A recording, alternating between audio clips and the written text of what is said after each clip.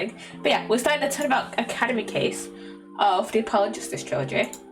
Now, looking through it, even though it's got like 4 parts to it so far, so it's got 2 investigations, 2 trials. So the investigation doesn't seem too long, to be fair. I'm just going through I'm just looking through all the parts of the trials, all the parts on Strategy Wiki to see how many like little bits there are to do in each bit. But yeah, the investigation doesn't seem to be too long.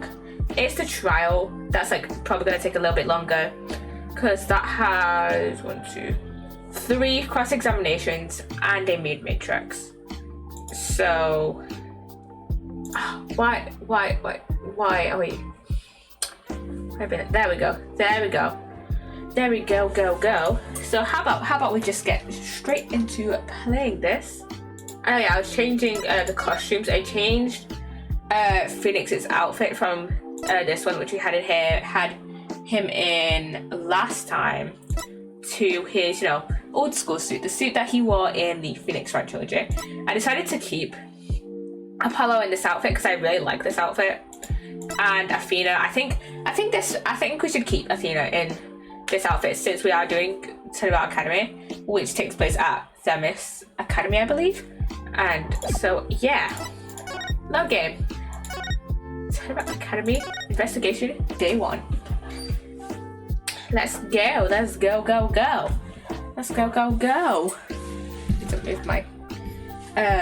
Need to move my mic a little bit. Themis Legal Academy. Oh yeah. A prestigious high school with alumni in the highest echelons of the legal world. That the Apollo Justice Trilogy has cutscenes. Still has cutscenes. Because the Great Ace Attorney Resolve doesn't have the cutscenes anymore. Only Great Ace Attorney. I didn't barely pay any fucking attention. But only Great Ace Attorney Adventures has the cutscenes. But I'm so glad that the Apollo Justice Trilogy has a ton of cutscenes, and I think A Spirit of Justice has cutscenes as well. So yeah, that's really fun to get through. Themis Legal Academy. Oh no, I'm gonna be late.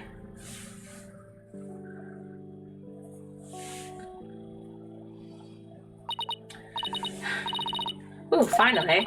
So this is it. The illustrious Themis Legal Academy. This is the place where many distinguished lawyers and prosecutors got their start. When news spread that Mr. Wright had gotten his attorney's badge back, he received a call from the school asking him to pay a visit. Mr. Wright brought us along hoping we'd learn something from the experience. But no, I had to go and blow it by getting here 13 minutes late. Jesus Christ, Athena. Jesus Christ. At least it's not all business today. After all, today's their school festival. Okay. This looks very busy. It's very much giving me,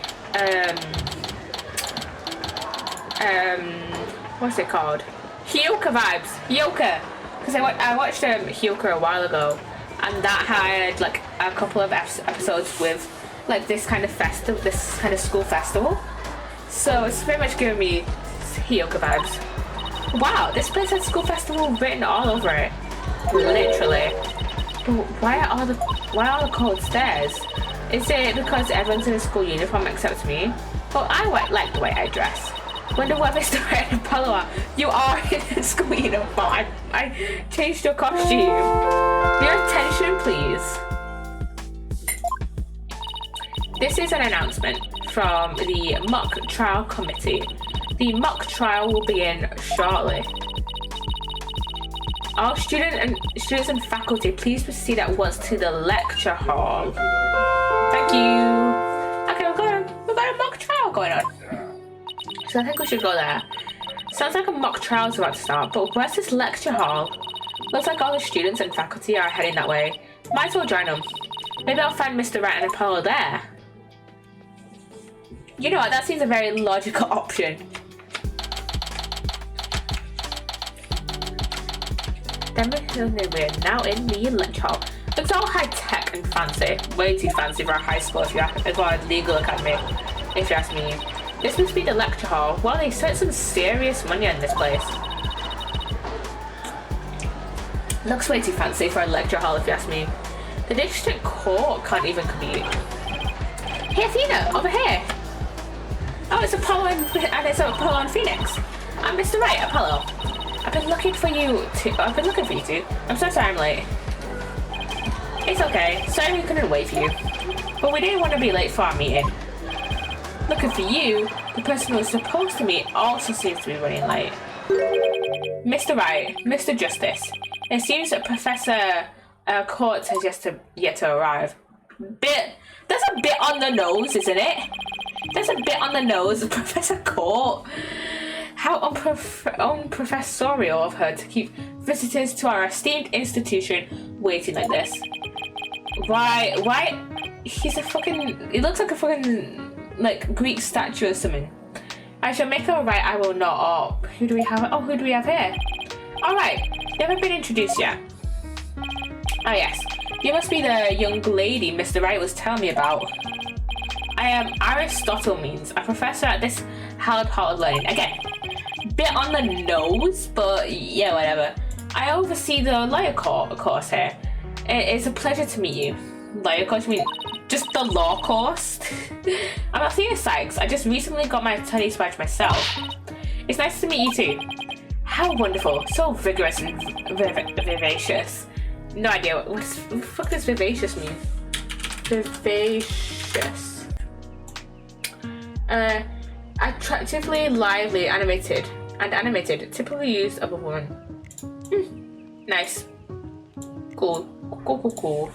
You just earned yourself a gold star. Oh, thanks. That big smile of his is kind of scary though. Yeah! What? That looks weird. That just looks weird on so many levels. Looks like the mock trial's about to begin. What are we going to do about our meeting? Oh, speaking of the mock trial, do either of you know what it's about? Oh, but I thought we had sent a pamphlet to your office. Right, the pamphlet. Whatever happened to that? You won't be seeing it again. Trucy used it for the old rip it up and restore it trick. Unfortunately, it didn't work as advertised. Trucy, why? Well, it seems I'd better explain the situation. Thank you, Professor. Yeah, this is on your daughter, right? This is on your daughter. Now, does anyone have any questions? I do, Professor. Could you tell me more about your school? One excellent question. Here's a gold star for asking. Please no. I thought I was going to do his creepy smile then. Our academy has 3 courses to choose from. Students seeking to be lawyers take the lawyer course. Likewise, budding prosecutors take the prosecutor course, and future judges the judge course. Are prosecutors not lawyers? Are prosecutors not lawyers? Confused. Then it would be a lawyer is just. I feel like a lawyer is more general term. And then so it should be defense attorney course, prosecutor course, and judge course. A bit nitpicky. Wow, you have everything here for someone who wants to seriously pursue a career in law. Yes, well, that's what makes our school special, and today even more so. After all, we are to be treated to a lecture by the legendary attorney, Phoenix Wright. We can't wait to hear all about his return to the legal profession.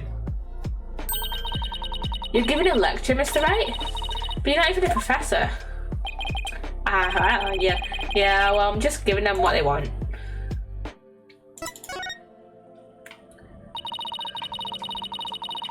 Did you even know you were meant to be giving a lecture here today? Yeah, sort of. I came early because I was supposed to have a meeting with the head of the judge course, Constance Court. Again, very on the nose, but what can you expect from Ace Attorney, honestly? It's been a whirlwind of a morning. Let's leave it at that. Professor Court. She's a wonderful instructor, but quite unpunctual. Oh, so that's his like. From what I've heard, our esteemed Mr. Wright here is scheduled to hold a training seminar tomorrow, in addition to today's lecture. A training seminar? For lawyers? What exactly does that involve? Why, it involves the very skills that makes a liar a liar. Oh gosh.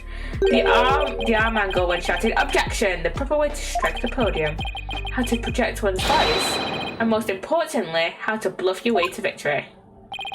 Who exactly do you want me to teach stuff like that again? Wow, wonderful question. You just earned yourself a good star. The great honor of taking a seminar by a famous lawyer and a famous prosecutor. That is what is at stake in this mock trial, the crown jewel of the school festival.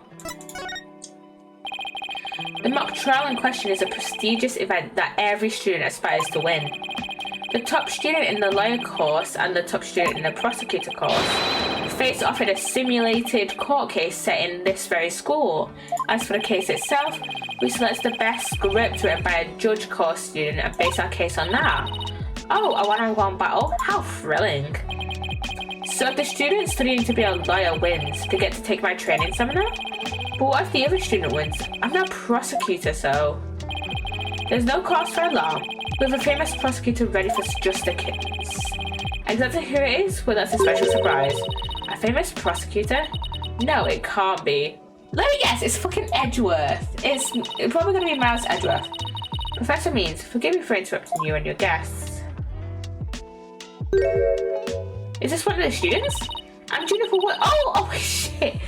I recognize her. It's Juniper. Juniper Woods, a senior in the judge course. We literally defended her in at the start. We literally defended her in like what? I think it was the first case because we defended her as Athena, I'm pretty sure. Professor. The trial will begin shortly. Since you'll be delivering the pre-trial speech, would you mind waiting up in the balcony until we're ready for you? My, how very organised you are, Juniper. You just earned yourself a good star too. What about Professor Court? Well, I suppose she'll eventually arrive. Now then, I trust you will look after our visitors, Juniper? Yes, of course, Professor Means. Juniper? Juniper Woods? Is that you?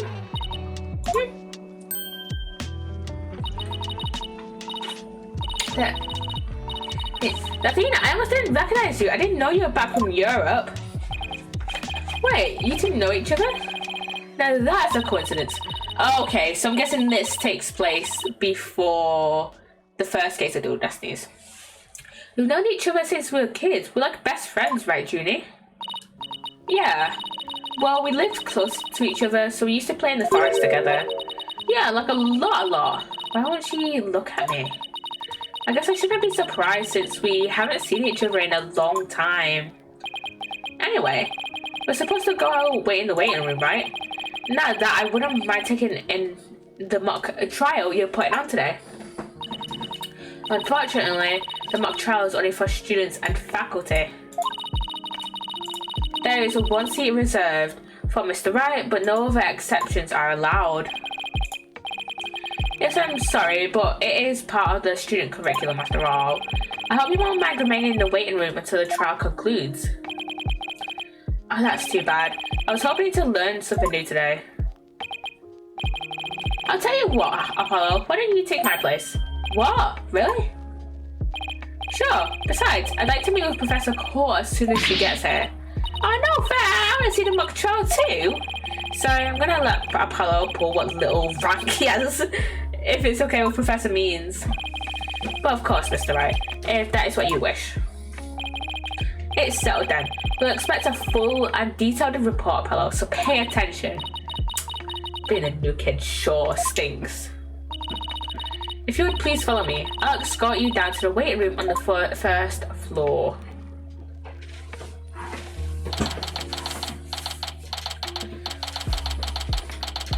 Okay, we're back on the first floor. Still no Professor Court. It's been over 30 minutes, and Mr. Wright snoozing away on the sofa. This is so boring. I should have hidden the lecture hall and spied on the mock trial. Hey, what was that? Oh god, no. A phoenix falling asleep on a couch. Jeez.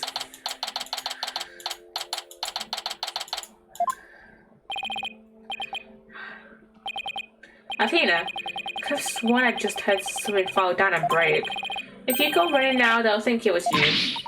Well, it wasn't me. I think it came from somewhere outside. Oh, well, we better go have a look, seeing as everyone else is in the lecture hall. Okay. Okay, what the fuck is going on in here? What the fuck is going on? Is this stage for some sort of concert? It kind of reminds me of a courtroom. Wait, Athena, behind the witness stand. What? Oh. Wait. Is that Professor Court? Professor Court, can you hear me, Professor? Wait, that's who we were supposed to be meeting with? It looks like our meeting's been cancelled for us. No way, this can't be real. Is this our first death by arrow? I think so. Because most of the other deaths have been like either bludgeonings, stabbings, shootings, or poisonings. So I think this is our first death by arrow. I called the police. They should be here soon. I'll go tell everyone in the lecture hall too. No, wait. They'll find out soon enough once the police get here. Let's do our own crime scene investigation before it gets too crowded here. Huh? Are we even allowed to do that? It's no big deal as long as we leave it exactly like we found it. Plus? No, never mind. Anyway, we should look around while the scene's still fresh. But, okay, you're the boss. Let's talk to Phoenix. In addition to checking the body, we should also check the area around it. But we don't have much time. Check only what you can. Nervous, Athena? Yes, I mean no. I pulled in an eye at the alderman's body during that case in Ninetales Vale. I can't let him show me up. I can do this. Just take a deep breath and focus. That being the last apologist case we did. So Professor Court was... Yep, the professor I was here to meet with. Turns out she wasn't running late after all. How awful. Here she was lying dead and we thought she was late. What was that you were saying before, boss? You never finished. Oh, that. Don't worry. I'll fill you in. Later. But right now, let's focus on the investigation, okay? Okay, sure. The suspense is killing me. What do you know? What do you know, Phoenix? What does this man know? What does this man know? That we very clearly don't. Okay. Oh, we can move angles. Okay, this is much better. Okay. So, let's investigate the body first. I guess I really do have to examine the body. Well, guess I better get to use to stuff like this if I want to be a full-fledged lawyer. So this book, why is this book here? What do we have here? A book? I'm guessing it fell out of her chest pocket. Wait, what if it's her diary? That's the most private thing a girl has. True, but considering the situation at hand, my apologies to the late Professor Court. No, don't. Looks like more of like a planner than diary. Okay, 22nd. Routine report, need to speak with Hugh O'Connor. 23rd, meet with Hugh about that report yesterday. Important. 24th, 9 AM, prepare. So I'm guessing today's the 24th. I never pay attention to when it says the date and like where we are. 9 AM, prepare for mock trial, final confirmation. 1 PM, meet with Mr. Wright about training seminar. 2 PM, mock trial begins. Every page seems to have the same sword mark printed on it at that. I still think a girl deserves her privacy, but this may help us solve the case. Okay, that's been added to our court record. And then... Oh, wait, I didn't recognize. She's like bruises on her arm. From maybe when she's been... Oh, was that the crash was heard earlier. Maybe she was tied up and like... from her arms and like she was like hanging from her hands like that, and the rope was attached to like the top of like the stage things. I'll show you in a minute. They're like stage things, and when she was shot, maybe the rope broke and she fell down. There's an arrow stuck in the side. Gunshot wounds and stab wounds are pretty common, but arrow wounds? This is a homicide any way you slice it. In other words, we have a murder on our hands. A murder? Yeah. So that makes this arrow the murder weapon. Well, that and the bow that shot it. Right, but where could the killer have shot her from? The stage is a series of obstructions. I'm no expert on archery, but it can't be easy to hit a target with this much stuff around. Would it be possible to kill someone by stabbing them with an arrow? I'm not sure. Guess we better do some more investigating before jumping to conclusions. Okay, that's what added to the court record. But yeah, I want to investigate these. Notice anything strange about our body? Take a deep breath and then take a good look. Well, now you mention it, there's no blood around it. The other victim's body is cold and rigor mortis has already started to dissipate. It would appear that quite some time has passed since Professor Court was murdered. Thing is, the quad was packed with students up until the start of the mock trial. Wait then, doesn't that mean she was killed at a different location? Oh, I know. The killer moved the body here while everyone was in the lecture hall. That's a definite possibility. Notice anything else? Her arms are raised over her head, and there are dark bruises around her wrists. Yeah, the professor was probably tied up with something. Eventually, her wrists were unbound, and as she reached up to stretch, she was killed. Actually, I'm not sure about this theory. Well, there's not exactly a lot going on. Not to go on. I think that's about all we're going to find out from the body for now. Nice work, Athena. Your face only turned 5 shades of pale. I was expecting 50. You should probably take a picture of the crime scene just in case. Okay, I'm on it. Say cheese. Okay, now we have a picture of the crime scene added to the court record. Cheese.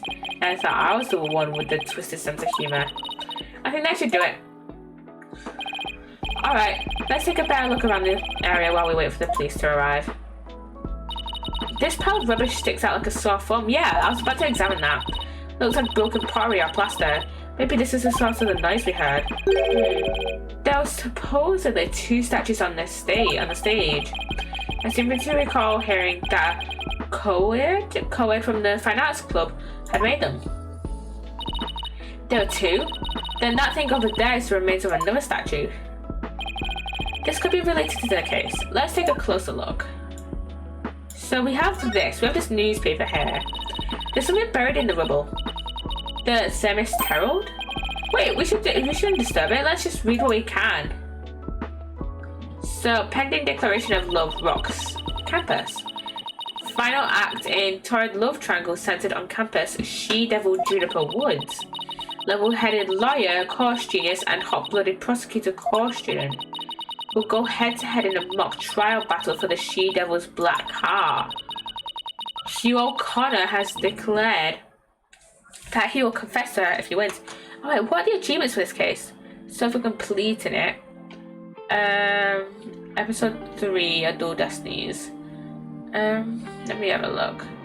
For having presented Phoenix with the Feminist Herald Extra in episode 3.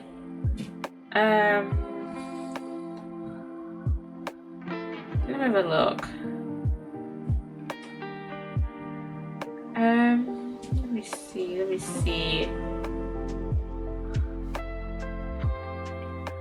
I think that's it. I think that is it. Just presenting Phoenix with the Ferris Herald. Wait, what? I seriously wish I hadn't read that. You find that more shocking than discovering a murder victim's body? But talking to my friend Junie here, she'd never lead guys on like that. Athena, you don't believe everything you read, do you? This article is clearly written with malicious intent. I'm not buying a word of it. You're right, but it's still disturbing even if it's third-rate tabloid material. Okay, that is added to our court record. And then, what else we've got to examine? We've got this big chunk here. But there's nothing of interest there. So, oh wait, we can move up here. And there's a piece of it there, but that's not examinable. So we just got this to examine, I guess. Wonder what this was a statue of. Whatever it was reddish purple in colour. When Apollo and I first got here, both statues were already here, but they were covered up. I bet they were waiting to unveil them when the Skull Festival moved here to the stage. You mean this duffel bag looking thing was actually being used to cover up the statues? I guess that just leaves the question, were they broken by accident or on purpose? What a puzzle this is. Yeah, I was saying that Maybe she was tied up with rope, and maybe she was like, the rope was hanging her from here. Mr. Right, Athena. Oh, here comes Apollo. I've never seen anyone move so fast. Listen, something big's happened. I was at the mock trial and the police announced a body had been found on campus. That's right, and we're the ones who phoned it in. We found Professor Court behind the witness stand over there. What? Can you show me? I don't know what it is, but Apollo's 3D model faces are just so goofy. What? We've already had a quick look around the body. A look at the body. It's definitely a homicide. Once the police get here? No, I know it's a homicide. I'm sure it's because it's the same, exactly the same. Well there, Apollo. Take a deep breath and explain what you mean. It's the same, the body that is. It's just like how it was. It's just like how it was in the mock trial. What, it's like the mock trial? I know it sounds crazy, but the body's location and position, the murder weapon, the lack of pooling blood. Was it the prosecutor guy, the prosecutor student that killed her? It's all exactly like the mock trial. Cause was that prosecutor student? Hugh O'Connor, whatever his name is, was he the killer? You're kidding, right? It can't really all be the same, can it? Okay, here comes the police. Here comes the police. Here they come. Here they come. Okay, we're back in the lecture hall.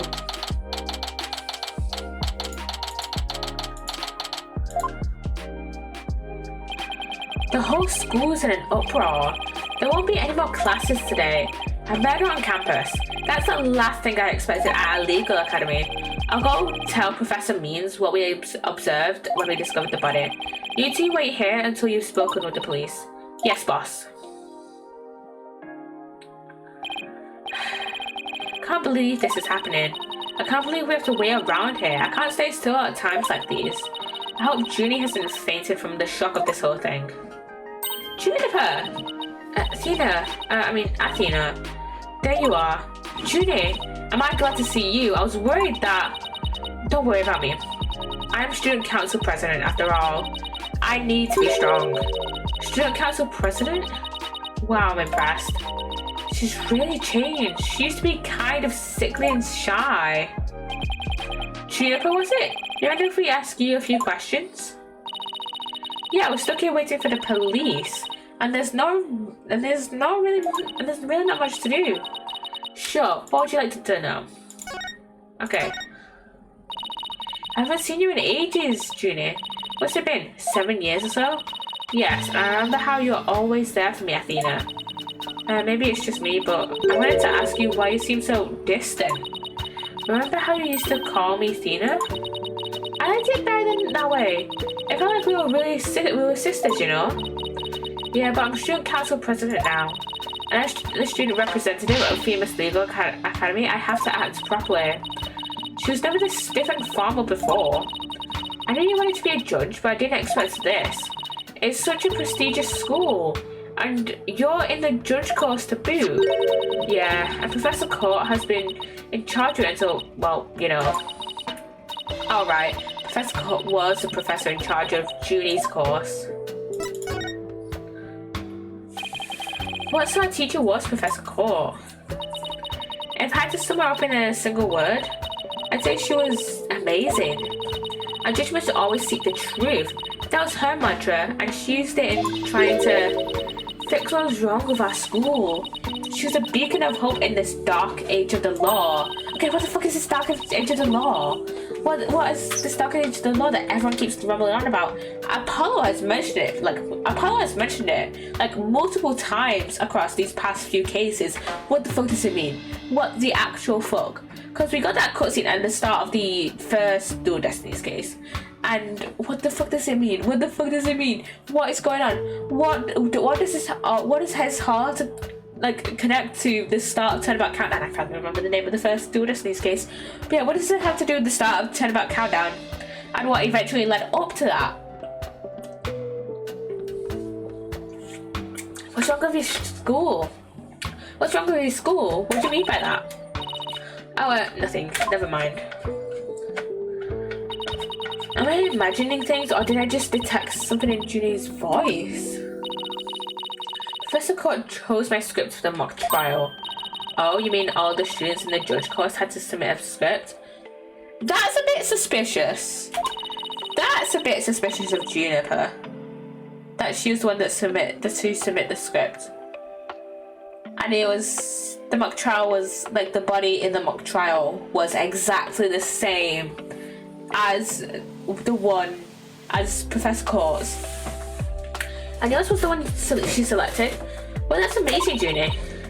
Oh, thank you. But now Professor Court is. Who would do such a thing? Just yesterday we were working together, trying to get things ready. Excuse me. Are you alright, Junie? Maybe you should take it easy for a while. So she's still got that cough. Guess she's not as strong as she pretends to be. Why do you need a script in a showdown between a lawyer and a prosecutor? Well, we were simulating a trial, so we needed a script as a framework. All the details about the incident and the people involved are included in the script. We also prepared a crime scene, photos, a murder weapon, and other kinds of evidence. Wow, you guys think of everything. Must be hard getting all of that ready. Yeah, well, it was only Professor Court and I. After all, we didn't want the script or other elements of the mock trial to get leaked. We were the only ones in the entire school who knew all the details. Must have been a big pain in the... I mean, that must have been really difficult. I wrote the script so that the case could go either way. That way, the defense and the prosecution both had an equal chance of winning. If you think that's all she's capable of, we've got another thing coming. Huh? Who said that? Oh, these are the students that are like in love with Athena. Not in love with Athena, in love with Juniper. Juniper's genius doesn't stop at her brilliant script. Yeah! She gave an award-winning performance as the defendant man. I think I found a rival to my hard to steal. Hugh, Robin, are you going to introduce yourselves to our guests? As student council president, I won't have you treating them rudely. You're right. I heard Mr. Wright was bringing a couple of guests with him. That'd be you two? Apollo Justice and Athena Sykes? Yep, I'm Athena Sykes. And I'm Apollo Justice. Nice to meet you. I'll pass on the handshake. I'm studying to be a lawyer. The name's Hugh O'Connor. Yeah, this guy I'm suspicious of. But some call me Mr. Perfect because I never score less than 100% on tests. Smug. Most pretentious introduction ever. And what's with his hand? Is it glued to the inside of his pocket or what? Yeesh. Let me be the first to apologize for Hugh's totally rude introduction. Sorry. Now here's my intro. I'm Robin Newman. I'm studying to be a prosecutor, like the really cool kind that nails the bad guys. No! Where's the sincerity? So he makes pottery too? And what's that bracelet contraption for? Judy sure has made some unusual friends. You're kind of unusual too, Tina. These two were the lawyer and the prosecutor in today's mock trial. And even though I wrote the script, I also played the part of the defendant. Final act in torrid love triangle centered on campus she-devil Juniper Woods, level-headed lawyer course genius and hot-blooded prosecutor course student will go head-to-head in a mock trial battle for the she-devil's black heart. Huh. Wait, these two are the guys who supposedly have a thing for Junie? Heh, Juniper, come on. Your role's way beyond that. That's right, the mock trial is just the start. She's also in the school festival's main event. Live on stage, Juniper Woods, and the crowd goes bananas. Woo! Okay. I'm supposed to sing at the school festival. All the other girls were too embarrassed to try out, so... My Junie singing? On stage in front of people? Wow, she really has changed. I was responsible for making everyone's stage costumes. Reference. This is Thalassa reference. I forgot her name for a second. This is what I've been wearing. That's amazing, Junie. But then again, you're always good at that kind of thing. These constellations in particular are really something. Oh, thank you. One of my favorite things to do is to look up at the stars in the middle of the forest. Huh, so you found it in the night sky then? Wow, Paul, I didn't know you were such a romantic. It's not like that. I had this friend, he and I go way back, who got me really interested in space. But you had friends when you were young? Color me surprised. Fun. As student council president, I cannot allow such mean-spirited teasing to continue. I think she's angry. Athena and Apollo don't go here. You have no power over Juniper. Look, it's a reference to Thalassa. I really wish that she gets brought up later on. I don't think she comes up later on. I don't think she comes up later on in Dual Destinies or Spirit Justice, because I haven't seen a 3D model for her, and Dual Destinies and Spirit Justice are both completely 3D except for, you know, the cutscenes. But I really hope she comes up, because as you guys might know if you watched my playthrough about Trump, was it? I think. No, it wasn't about Trump. That was the first case. Oh, so it was the one after about Serenade. It was the fourth case of Apollo Justice. I don't remember. I don't remember what it's called. But that one, it was revealed that Thalassa was Apollo's and Apollo and Trucy's brother. And thank you, Afterglow, for the follow. Welcome on in. How you doing? But yeah, if you don't remember, Thalassa was revealed to be Apollo and Trucy's mother in the last case of the first Apollo Justice. So I hope she gets mentioned. Wait, does she actually not get referenced? Does she not come up at all? Thalassa Ace Attorney. I'm gonna look at her wiki. Hello, I saw you in the YouTube interview video and you seemed cool. Why, thank you. Oh shit, I forgot to mention this. But at the start, I completely forgot. I literally watched it yesterday. So a little while ago, I remember that I had to put off stream by like half an hour, I think. Because I was in an interview, and I did the interview with Kangov, and she posted the video yesterday. And yeah, I think you guys should check it out. I'm gonna post the link. I'm gonna pin the link. I can actually pin the link now. Let me get up the. I'm gonna pin the link to the video. Sure. Okay, copy the link. Gonna copy the link. Watch this if you plan to start streaming. I can go. Yeah, that's the video.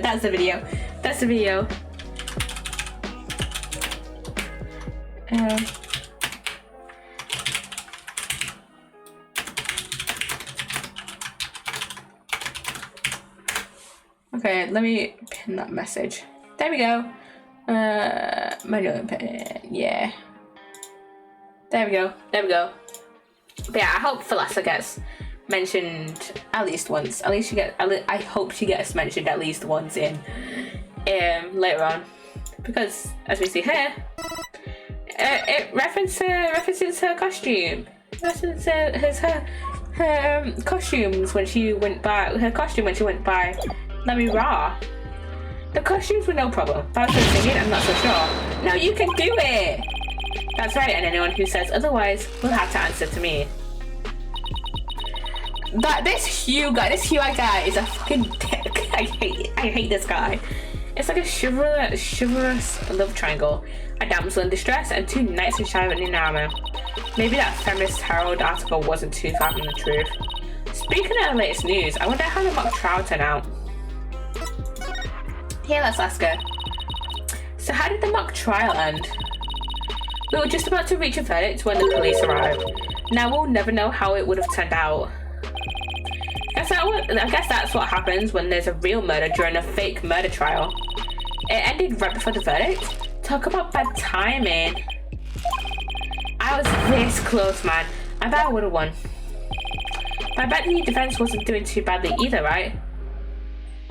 Wait, isn't he a prosecutor? We'll settle this some other time. I assure you, I will win when that time comes. Like, I wouldn't let that happen. I don't think so. I hope they don't end up hurting each other. Oh, don't worry. The three of us have been good friends since we enrolled here. Hey, we even have proof of our friendship. Proof? Like physical evidence proof? Yeah, we are studying for a career in law. And in the legal world, evidence is everything. Yeah, as long as our friendship lasts, you can bet we'll be carrying them around. Ah, the famed famous legal academy ingenuity at work. So, what exactly is this proof of friendship anyway? Well, it's a secret, and if I showed you, it would be bad luck. Oh, okay. I knew it. There's definitely some discord in Junie's voice. Yeah, there's something going on. Our friendship is sacred and inviolable. It's not something to be put cheaply on display. Proof? We don't need no stinking proof. Us three are friends forever. You're just talking about the bloody proof. I can hear discord in their voices too. But they're talking about their friendship. What's going on here? Something wrong, Athena? No, it's nothing. Can you sense it too? Apollo, with your bracelet? Oh, alright then. Hey, it's in that. Everyone stay right where you are. Don't move a muscle. Let me guess. Yep. Bobby Fulbright. Detective Fulbright. Is something wrong?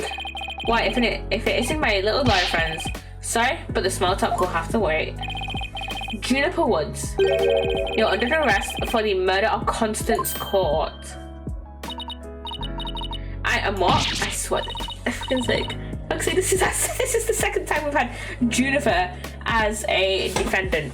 I mean, technically, timeline-wise, this is the first time she's been arrested, because this takes place before Turnabout Countdown. But I'm pretty sure this case takes place before Turnabout Countdown. Just based on how like Athena interacts with Juniper, like in this case compared to in Turnabout Countdown. But yeah. This is like canonically this is the like first time she's been arrested, but this is the second like in game timeline order. In like the cases we played, this is the second time she's been our defendant because we played Turnabout Countdown first. Wait a second, what's going on here? Why are you arresting Junie? Please, Detective Fulbright, we're involved in this case too. Aha, so you're the lawyers the dispatch said were first on scene. I can't tell you everything, but I will say this. There are two major reasons for her arrest. Number one, the suspects led somebody to where the body was. I didn't. Number two, the crime scene is exactly how the suspects portrayed it in the script, but you can't arrest her on just those grounds. True, but there's more. However, Prosecutor Blackwell specifically told me to say no more than that. So Blackwell's the prosecuting attorney on this one too. Detective Fulbright, we found this in the suspect's pocket. Why there's blood on this? Yeah, no shit. But you can see blood on Court's body. That's evidence we made for the long trial. Oh, I'm not trial? Never heard of such a thing, but it sounds fishy to me. Real fishy. Now, if you would, officers. Yes, sir. But Junie, I have to do something. I can't let them take her away like this. Now, if you'll excuse me, I have work to do. Hold it! Yeah, hold it, mate. Hold it! I refuse to believe that she's the killer! Junie! I've decided. I'm going to defend you. I'll fight with everything I've got. I'm not skipping this cutscene. I'm not skipping this one. Thanks for that luck, Nordic. Welcome on in. Welcome on in. Junie, it's good to hear you say that name again. No. Hate to interrupt your bonding time, but aren't you rather new to all this? You're barely even a lawyer. I don't have much experience and I may need Apollo and Mr. Wright's help at times. Shit, why is it dying? But nobody believes in Junie as much as I do. I hope you do, Juniper. There's no way you murdered your professor.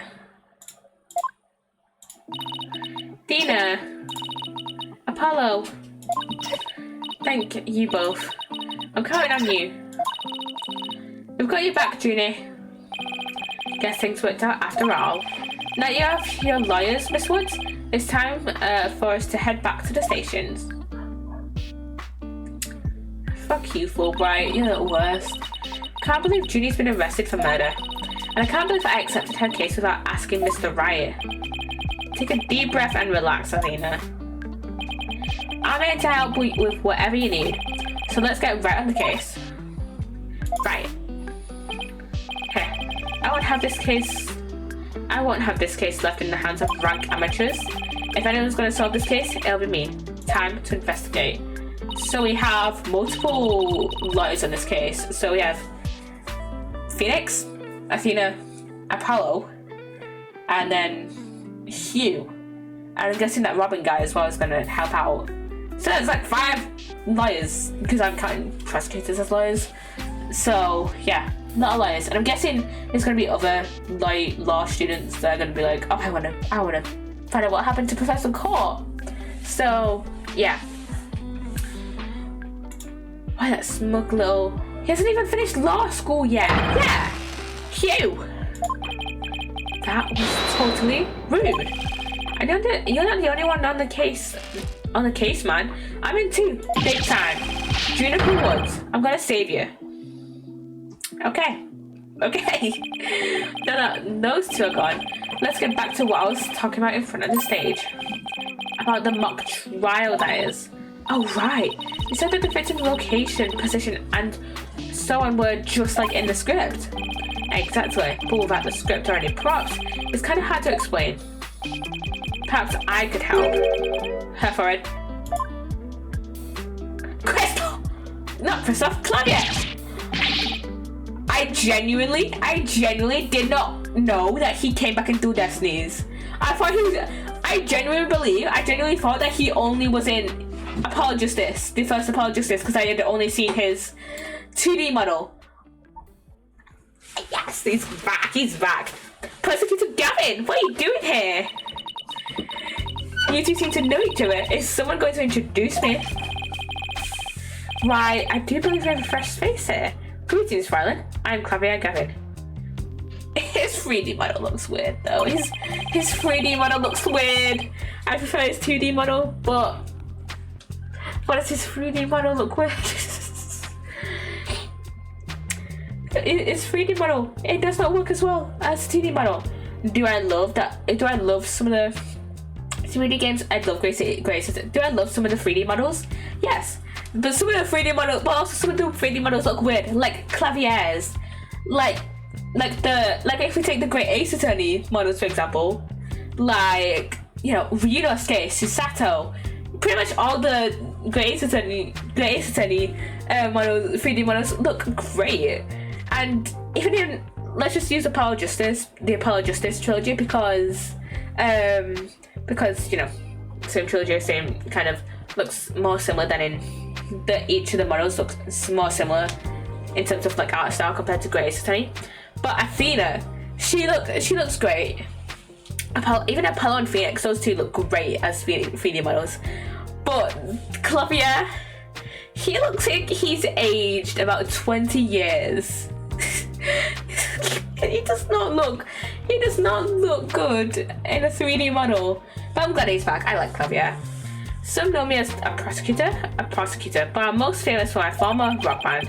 We were quite popular, but regrettably the band went kaput. Yeah, because one of your band members committed murder.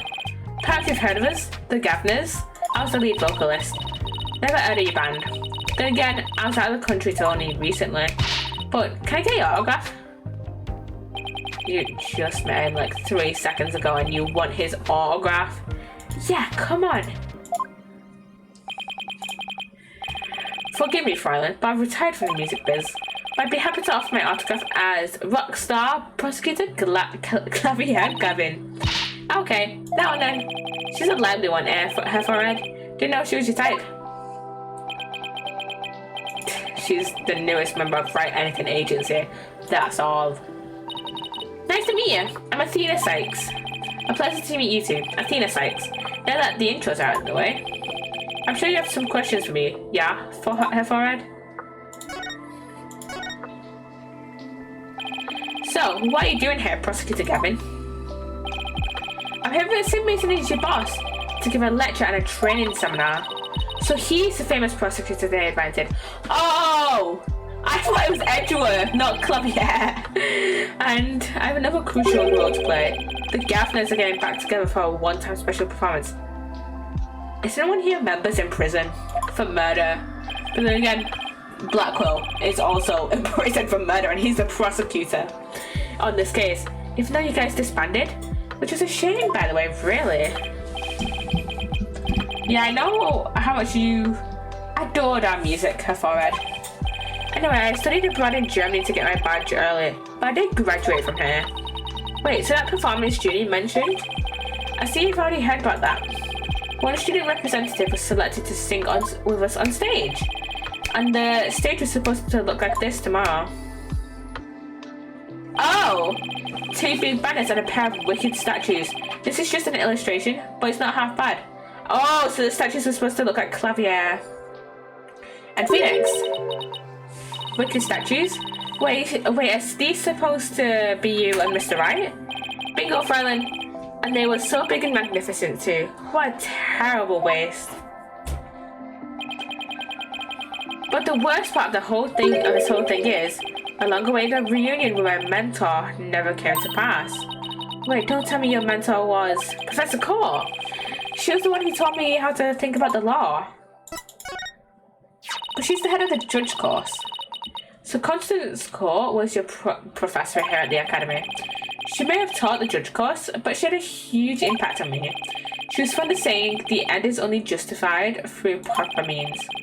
She wouldn't tolerate dishonesty and always revered what was right beyond all else. I can feel Prosecutor Gavin's sadness. Oh no, I think I'm gonna cry. Athena, are you tearing up? Though I can't blame you. Prosecutor Gavin owes a lot of who he is up to Professor Core. Exactly, so as you can see, we're both joined in purpose, so to speak, yeah? Now, let's rock this place hard. Huh? I don't follow. Let's rock what? Forget already, her forehead. I said I'd help you explain the mock trial. We're going to reprise it right here in the lecture hall. It might help us catch a killer. Shit. Oh yeah, I need 5 minutes. I need 5 minutes, guys. I need 5 minutes. Why? Why? Okay.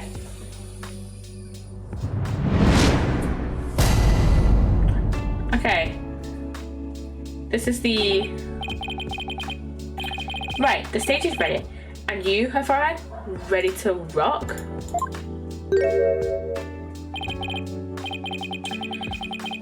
No, the defense is not ready to rock. It's only an actual mock trial here, right? Just relax, you'll do fine. Besides, we have the script right here. Junie's masterpiece? The one everyone's been talking about? Yeah, and there's only one in existence. I borrowed it, if you will. You stole it. Now, Fräulein, we'll need you to play the part of defendant and judge as per the script. Okay, got it. I've only read the case outline so far. I don't know how it actually turns out, so I'll treat it like I'm prosecuting a real case. You, her forehead, will play the part of a fledgling lawyer, a role you were born to play. All the evidence is also here with us. We have everything we need to reprise the mock trial. Très bien. Let's get started. Reference. Defender / judge Athena Sykes is psyched and ready to rock. Court is now in session for the reenactment of the mock trial. Or what I'd like to call the mock trial. Why is it like this? Yeah, double mockery, perhaps, but a trial is still a trial. Actung, baby. It's no holds barred. Let's rock. Can we take it easy today? Objection! No! It may just be a mock of a mock, but there's only one way to compete. You play to win. So remember, each time I catch you slacking off, I'm holding you in contempt of court. Great. A judge that voices her own objections and abuses her judicial powers.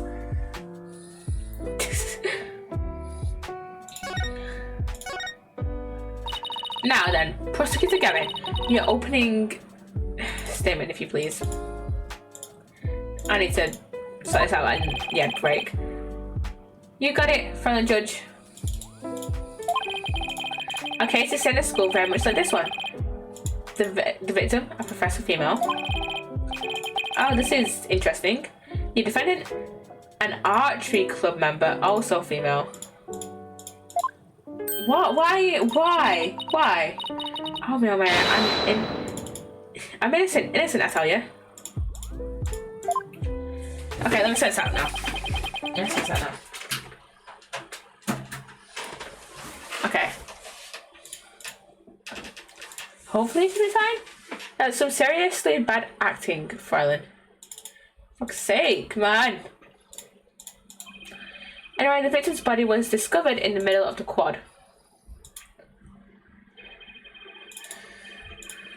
Here's a shot of the crime scene. Ironically, it was Professor Court who poses the corpse, and that's the almost exactly the same position she was found in.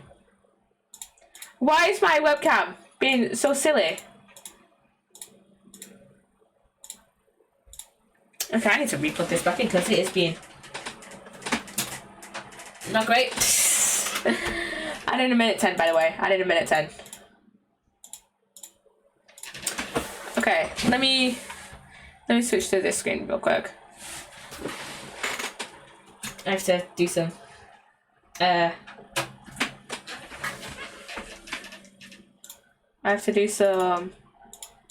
it's not even detecting my webcam, which is weird. Though this is weird. I'm sorry for this, guys. Okay, I'll just play the ad now. While I'm doing tech stuff. Okay. Oh shit. Why is my internet gone out? Uh-oh.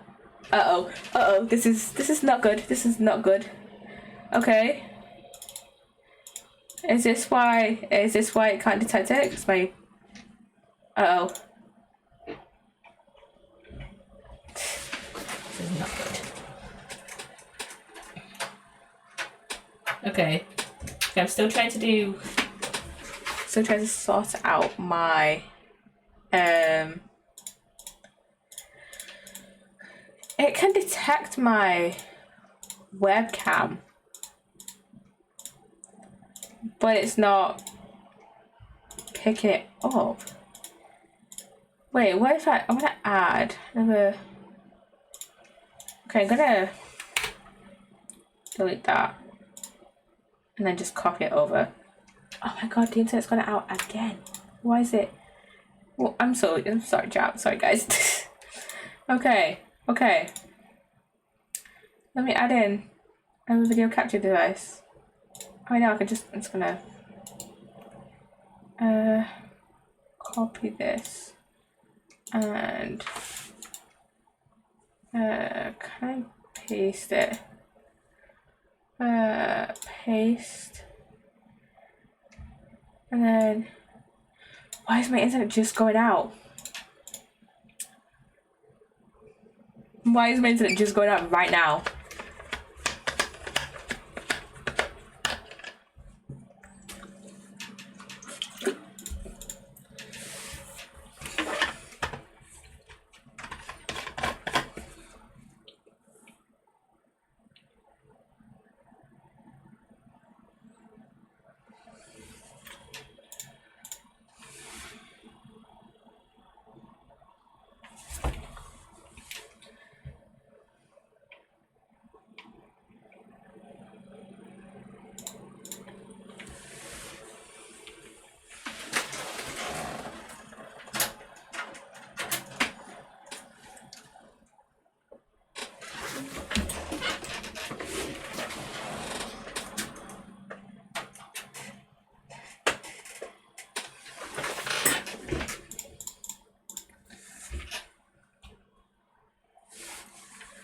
Okay, chat. Okay. That should have sorted it, but I don't understand why my webcam is now just not working. It's just suddenly not working anymore. Okay, let me...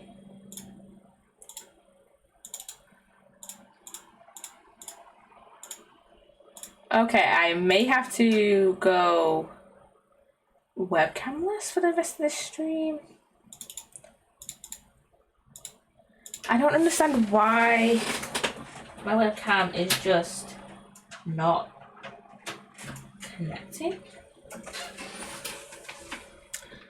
Cause it can pick it up, but it's just not. Okay, chat. Okay, reconnection successful. Okay, and it says on my phone that I went offline. No, I'm not offline. Okay, and my webcam is not being detected by. It's not being sorted out by OBS. Maybe if I switch USB slots on my PC. Has it just... Well, it's not picking it up. Oh my god, no. Okay, maybe if I add a separate video capture thing. There we go. I just needed to add a different video capture source. There we go. Okay, we're back, chat. Hopefully, okay. If you want to see the whole VOD without like the cuts in the stream, and if you want to see the whole stream without like the cuts in the middle, it will be... Okay, I'm gonna snooze this ad for a little while. I had to snooze for 5 minutes. Just gonna keep snoozing it for a little while. But if you want to see it all, I'm gonna post a VOD in a few days, so you can watch it then. Here's a shot of the crime scene. Ironically, it was Professor Court who posted the corpse. Her forehead. How did the mock trial participants react to this photo? Mr. Newman was surprised by what Miss Professor Court was wearing. He had to with, the green sweatsuit. That's not exactly what I would pick to focus on, so why would he care about that? Yeah, I didn't know that he would care. As too much of a fledgling to know what's important, that one, in any case. Both in the mock trial and the actual case, Professor Court was wearing a sweatsuit. Moving right along. Hey, wait a sec. The body was discovered in the same area as the mock case, although there was a stage. Yeah. Plus, the murder weapon, an arrow, and the lack of blood are also the same. That's right, and therein lies the significance of this mock trial. So let's keep rocking it hard, just like that. Before the crime occurred, the defendant was to meet with the victim in the quad. Let's see here. When I arrived in our meeting place, I found the professor with an arrow in her stomach. But it was me, I didn't kill her. You don't have to ham it up like that, Athena. It's called getting into character, her forehead. Don't be such a wet blanket. Right, let's see. Oh yeah, then Hugh said, a frail co-ed used her bare hands to stab the professor with an arrow? I don't think so. At the time of the murder, a male student was seen holding a bow in the archery club room, which has a clear view of the quad.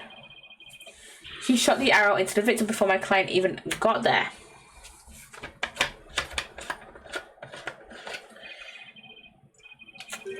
Cyanide, her forehead. That vain swagger does not suit you in the least. Order. Especially you, Mr. Justice. Me? But I was just trying to get into it like Mr. Euro Rocker said. Yeah, exactly.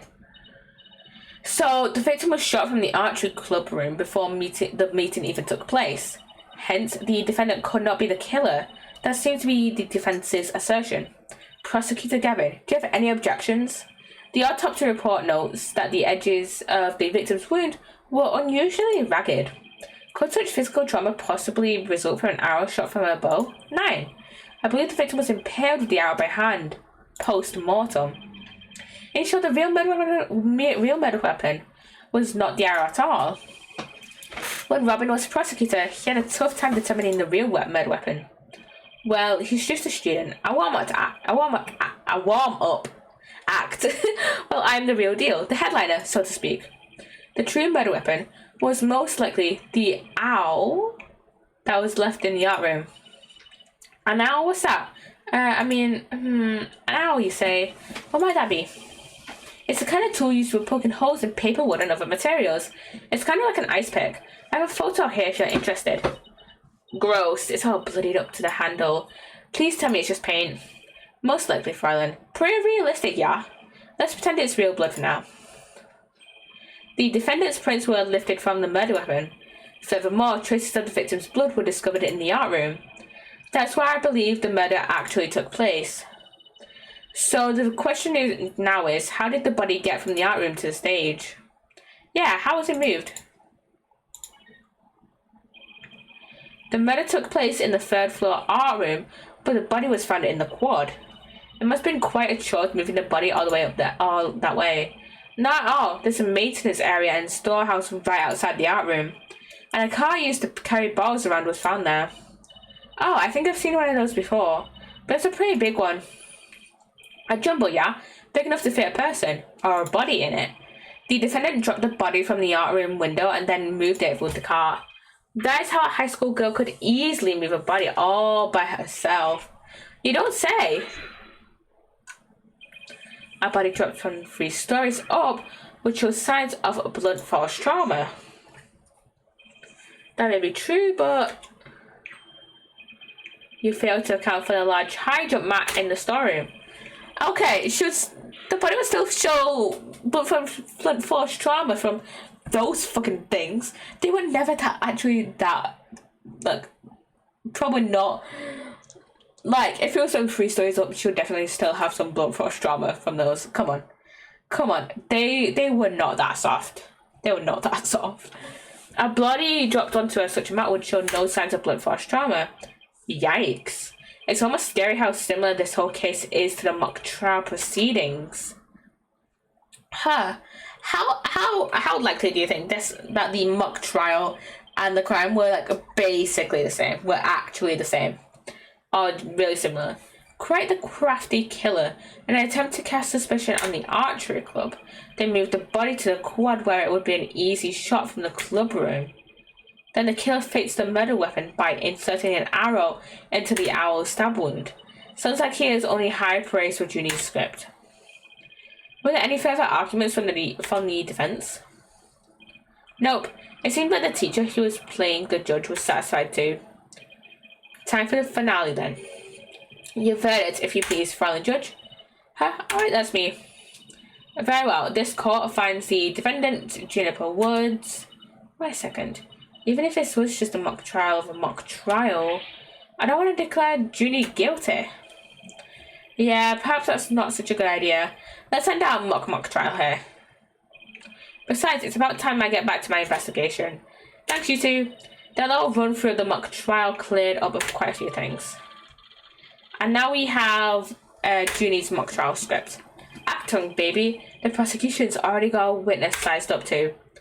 That was quick. Prosecutor's black quills almost too good. Yeah, it's a bit suspicious. Just a bit suspicious. You're such in a helpful mood today, Prosecutor Gavin. Well, like I said, I just want to catch whoever killed Professor Court.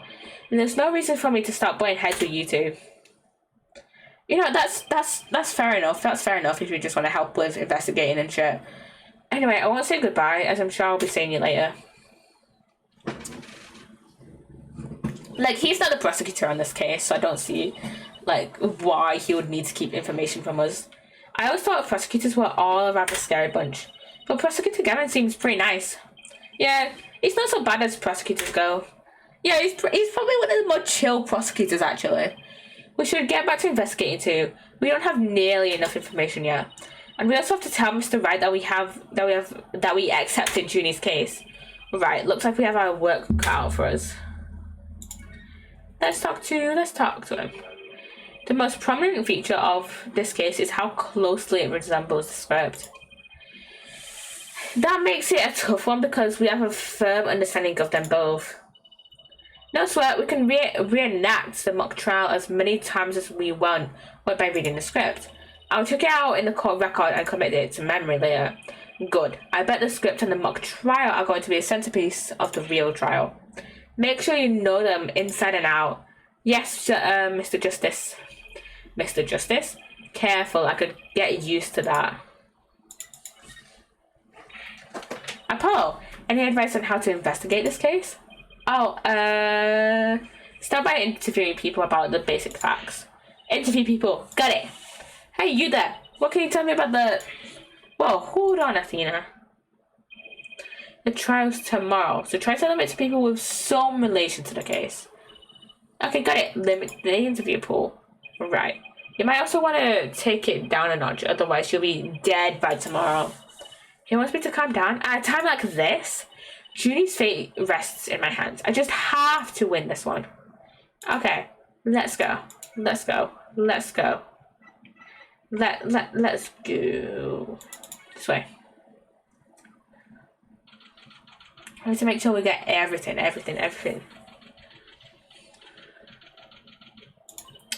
Ah, Mr. Wright. There he is. I heard they arrested your friend Juniper. Yeah, Detective Fulbright just took her in. I refuse to believe that one of our students is capable of murder. We must prove her innocence by any means necessary. The end justifies the means. What do you mean the end justifies the means? I, Professor Means, always say what I mean and mean what I say by all means. Here at our esteemed academy, we train our... What the fuck? What? I'm sorry. What the fuck was that? I'm sorry. Why did it glitch? That has never happened. I've had this camera for this webcam for like what, a year, and it just fucking glitched. What the fuck? I am so confused. Here we train our students to produce meaningful results.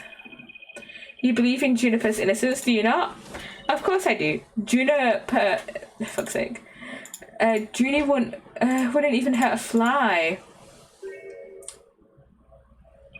I hate his smile. I hate. Precisely. We have justice on our side. The only other thing we need are results. And the ad starts in 5 minutes. It is the height. This webcam. It is the height of folly to endanger your client by failing to pursue all means possible. Sure, I want to prove her innocence, but I don't understand that the ends justify the means part. Well, you are still young and idealistic. It's no wonder you fail to see the wisdom therein. One thing. There is just one thing to do now. I must personally take up Juniper's defense. No, we're taking up Juniper's defense. We're taking up Juniper's defense. You got to take a case, Professor Means? Okay, fuck it. We're going webcamless. The stream chat. We're going webcamless because I cannot actually be bothered to deal with that. So, yeah. I can sort it out post-stream. I can sort it out later. But yeah, webcamless stream because, yeah, I probably need to buy another webcam to be fair. So, probably need to buy a better one. Just another one of those ones. They're only like, what, 15 quid? So, yeah. I swear. Why? Why is the internet dying on me again? I swear to God. What is this fucking thing? It's this fucking thing. Jesus Christ. This stream is not going to plan. Come on, connect to my internet. Connect, please. Connect, please. Please connect. Please connect. My internet is the worst.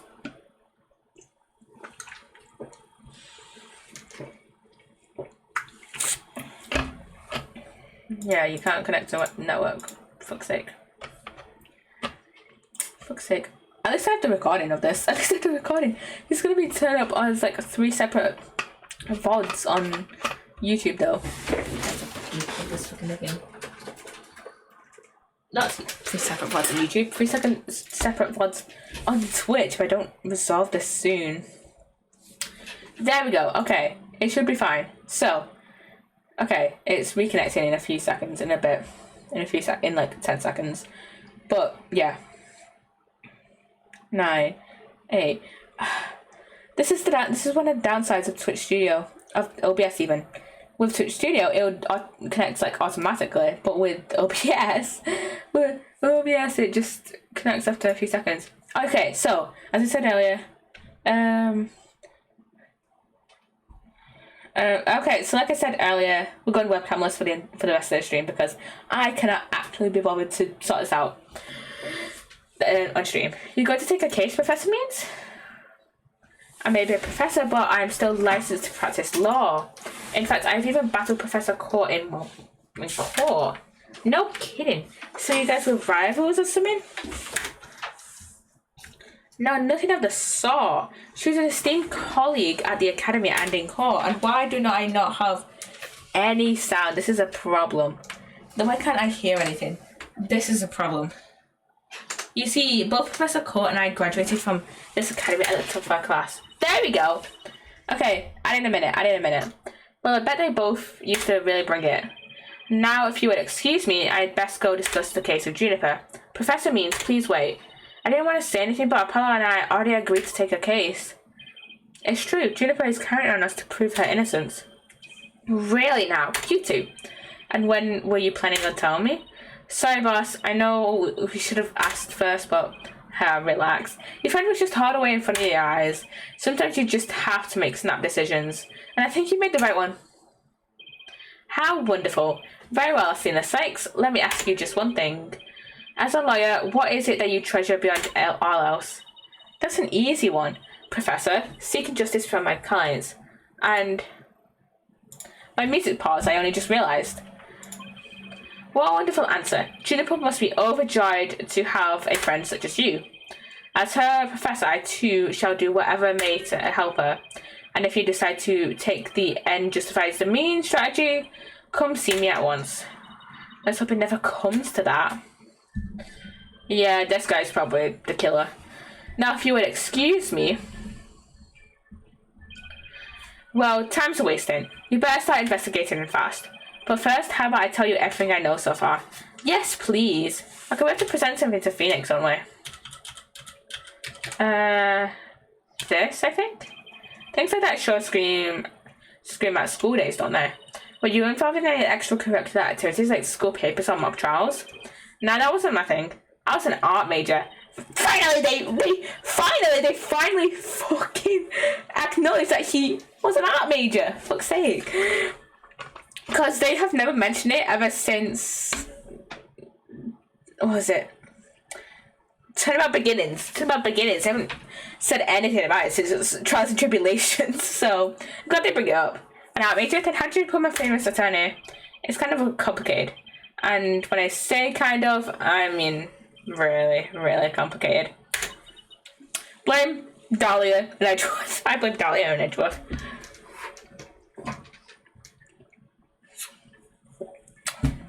Yeah, blame Dahlia Hawthorne and Miles Edgeworth. Yeah, blame those two. For him becoming a liar. And also Mia, actually. She was kind of Mia, Edgeworth, and Dahlia, like probably the main people that kind of inspired him to become a liar. So yeah, Tina, you just got to play like. You just gotta go through the old cases, just gotta, go over to Mia's old cases, like her first 2 cases, and you'll be fine. So, yeah. Welcome back, chat. Welcome back. Oh, he must really mean it. I'm picking up a lot of complex emotions in his voice. And we have the achievement. have you learned anything new about the case?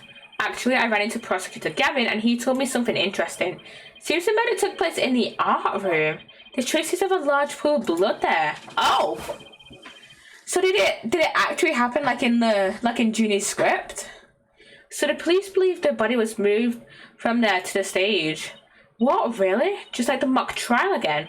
The police are searching the art room, but whether they'll find anything, well... What? Come to think of it. Let's do our own crime scene investigation before it gets too crowded around here.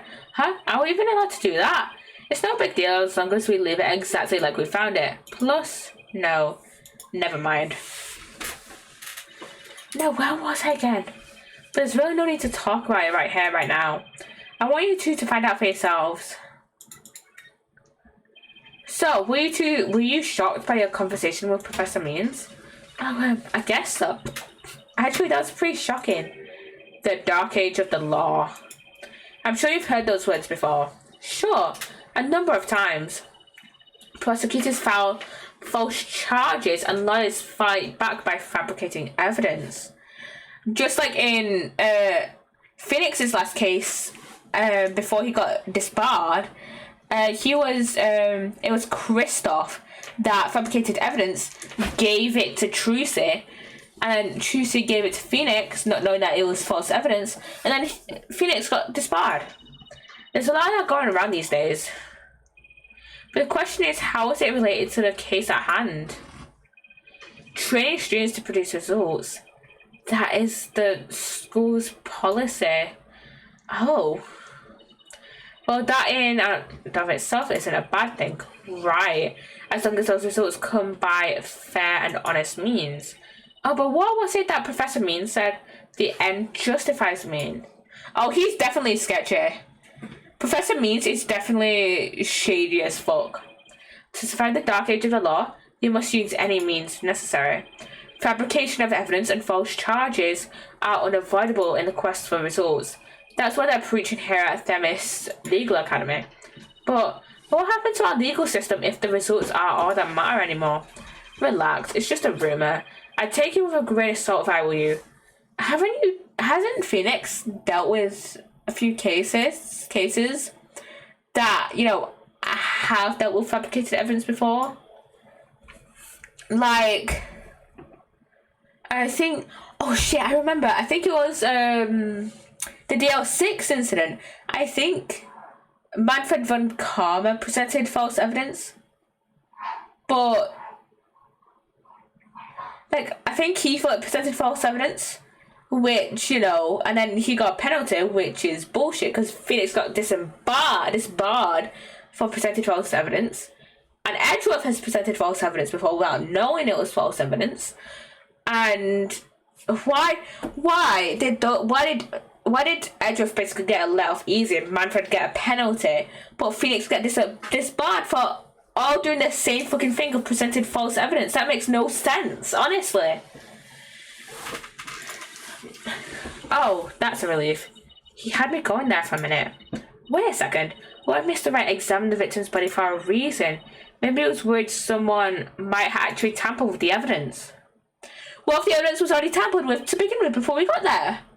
I think that about wraps up what I know so far. The fact that this case closely resembles Miss Wood's script is obviously important. Knowing that, you should probably try and identify what's the same and what's different. Okay, I'll try talking to as many people as I can on campus. Okay, we don't have anything else to talk to them. There's a maintenance area, but I don't think we need to go there yet. Let's go here first.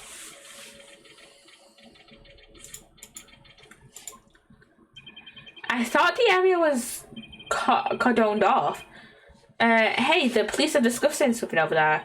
Oh, I know, I'll just quietly sneak over there if I listen. Here goes. I think I'll watch where you got. There's a box. Huh? Is that Fulbright in there? Ouch. Who put this stupid box here? Wait. Eek. Apollo, this box, there's... What now? There's someone or... something inside.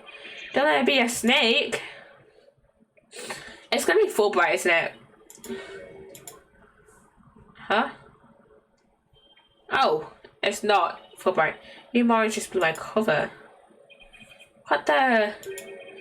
There really is someone inside. That someone is me, Miriam Scuttlebutt, and I'm a senior in the judge course. What's with the box? It's the fate of we who live in the shadows. There's a very good reason why no one may see my face by the light of day. Wait, if you're taking the judge course, did you write a mock trial script too? You really want to see my script that bad? Well, you better watch out. Read it without my permission and you'll wish you hadn't. Who cares? I'm sure I was rejected for a good reason. Oh, so you're studying to be a judge too?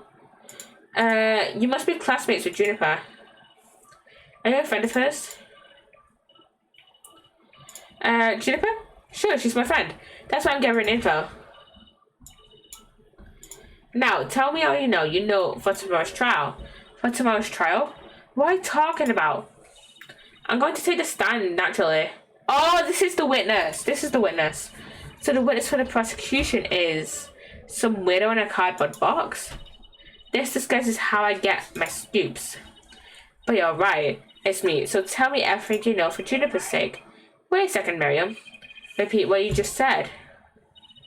A liar with brains as well as his ears. Poor Juniper. I'm taking a stand tomorrow. Tell me everything you know for Juniper's sake. Clear enough for you this time? Oh. I thought so, Athena. My bracelet's reacting. Really? That means a lie? That means a lie already? That was quick. No,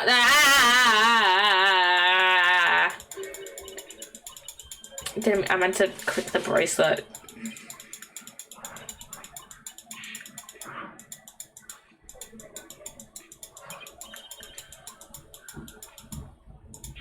There we go. Perceiving time.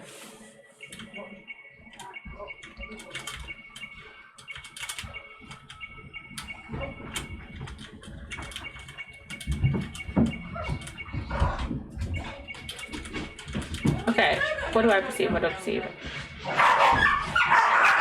Oh god.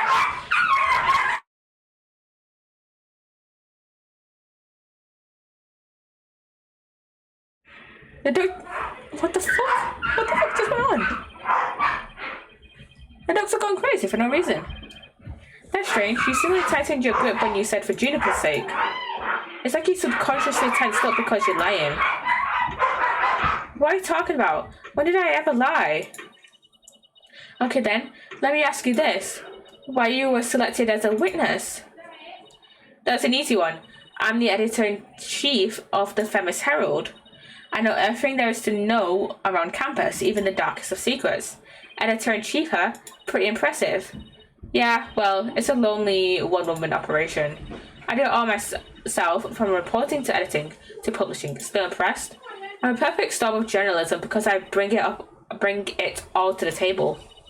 And this is the evidence. Here.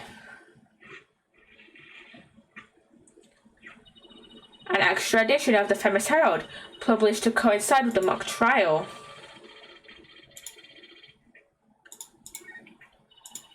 Thanks, Miriam. You've revealed who you truly are. Someone who's never had Ginny's best interest in mind. What? Are you questioning our friendship? Look, you may want answers, but no can do because what you're saying conflicts with the piece of evidence.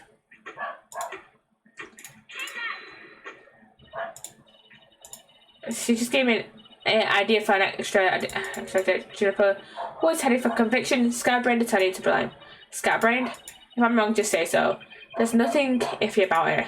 You're just way wrong, huh? Scatterbrained, scatterbrained. Now out of it. Tell me everything you know for Juniper's sake. No can do because what you're saying contradicts with this piece of evidence. That's the Famous Herald, the paper I publish. What about it? Are you really that dense? This article is full of malicious lies about Junie.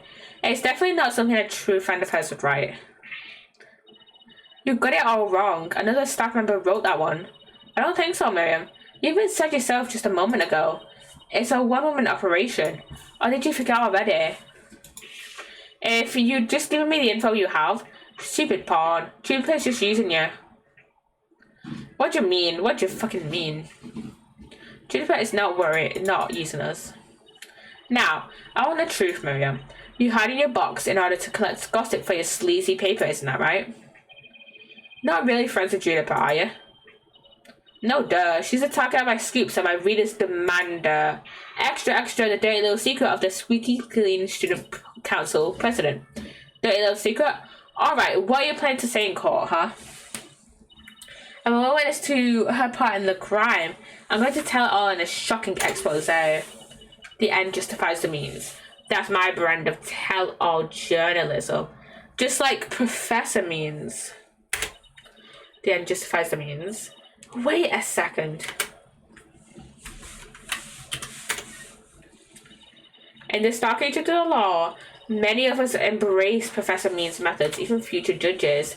And we even adopted an end that justifies the mean brand of journalism, which includes tape recorders secretly hidden all over our campus. Secretly recording every last word without anyone being any the wiser. Doesn't she realize that's totally illegal? Yeah, that's illegal. And one of them was at the scene of the crime. The art room. Oh shit. You put a tape recorder in the art room? What did it record? You wanna know? You really wanna know? Yes. Yes, please. That's so nice of you to. Like I'd really tell you now. The big scoop comes out in court tomorrow. You're so mean, Miriam. According to my evidence, a fatal fissure had opened between the three of them. Who? Junie, Hugh, and Robin? And what do you mean by fatal fissure? Yeah. What the fuck do you mean? Juniper, Hugh, and Robin used to be the best of friends. Used to be? They still seem to get along fine to me. I did sense some discord, though. You don't know anything. Professor Means has his followers and Professor Court had hers. Their influence is inescapable. Are you implying that one of them adheres to that extreme idea you and Professor Means have? But why would anyone follow that philosophy? How could you possibly understand? You're new around here. Miriam, wouldn't you feel better if you came out of the dark and into the light? I can see fine in here. You'll be the one seeing the light in court tomorrow. Then you'll realize how guilty Juniper Woods really is. Ugh.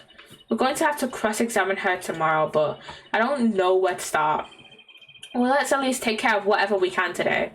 You're right. Let's see what else we can find out. Okay. Let's go then. Let's go.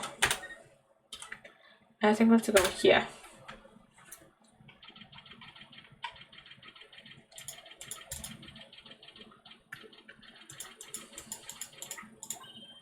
Look, that's Hugh. Hey, Hugh! Oh, it's you two. Do you want something? Did you find anything? You said you were going to do some investigating of your own. Nope, nothing yet.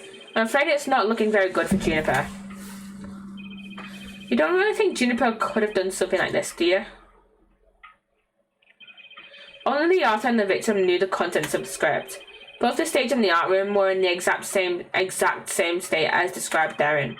Nobody could mimic the crime like that unless they'd already read the script or wrote it. But look, Professor Means is better able to handle this than you two, so just leave it to him. There it is again. I'm picking up some discord in Hugh's voice. Hugh, would you mind telling me a bit about yourself? Heh, whatever.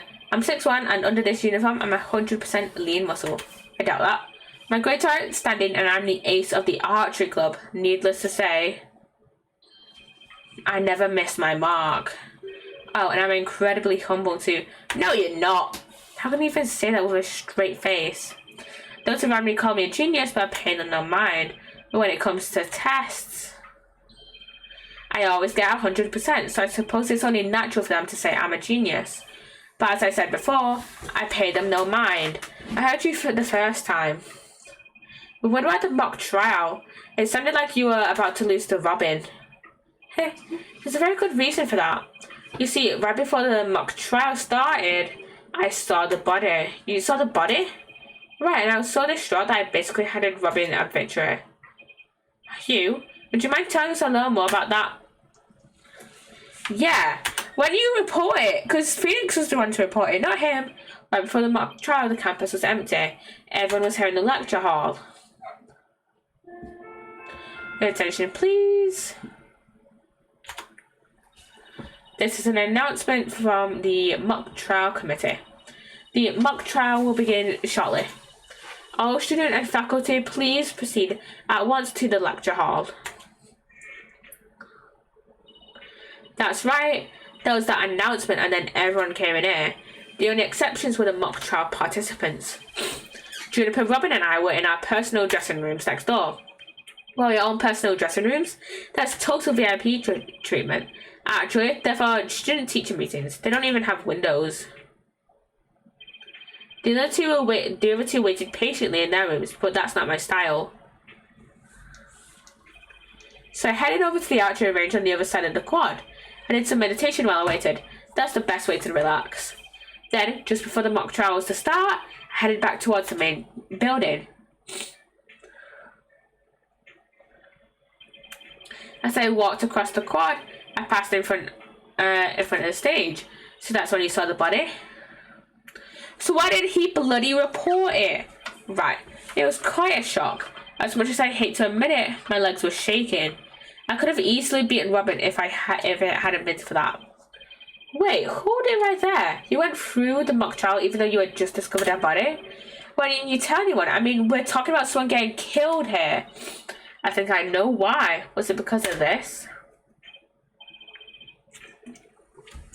Ah, where'd you get that? So this article in the Feminist Herald is true. The winner of the mock trial would get to make his confession to Junie. Right, but if I reported the body I found, the whole thing would be called off. He really wanted to win that bad enough to ignore a dead body. Sorry, but that's not normal. Could that love for Junie really be that strong? Thanks for sharing that important piece of information with us. It may prove useful at tomorrow's trial. Good, because that's all I had to say about the matter. Thanks, and don't worry, we'll prove Juniper's innocence, you see. Hey, I can't say you two inspire much confidence. Okay, Athena, what next? Okay, I think now we can go here.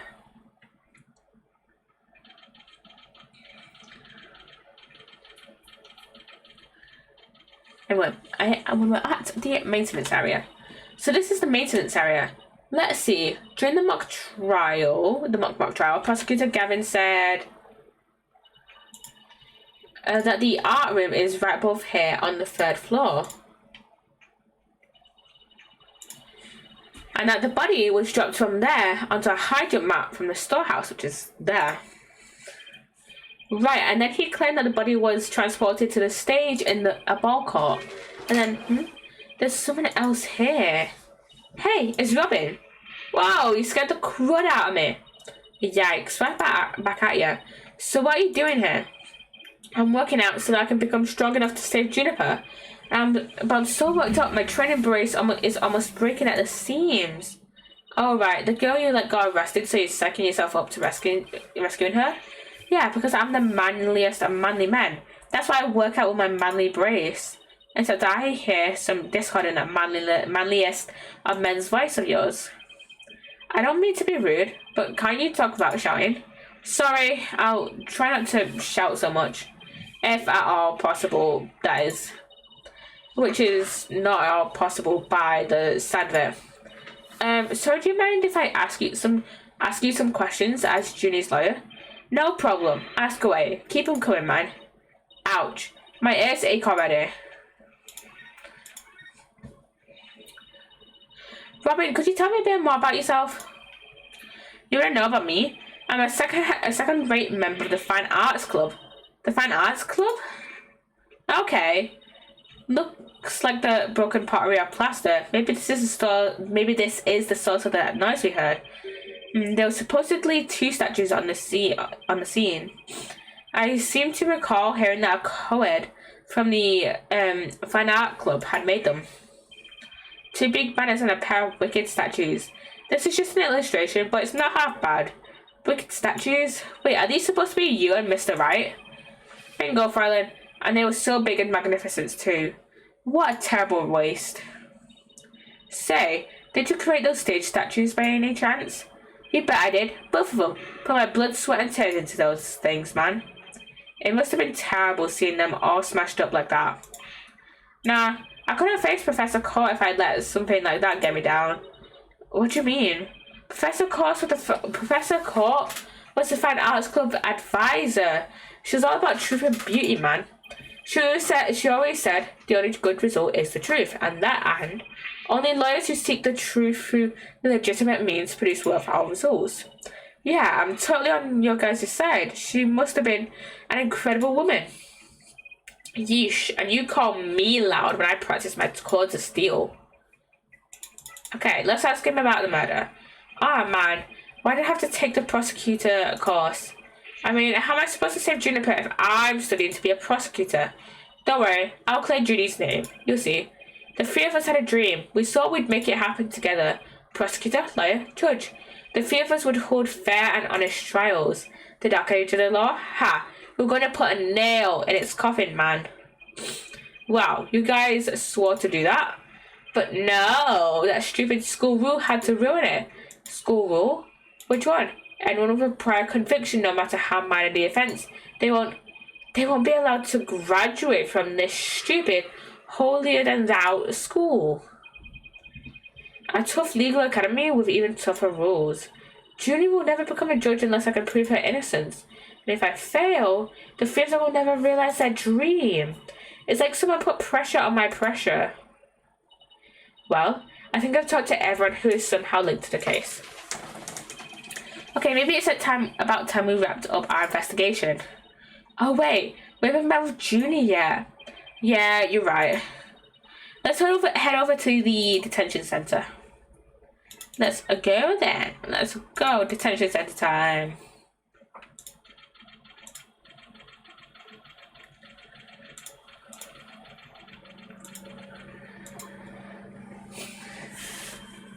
Junie!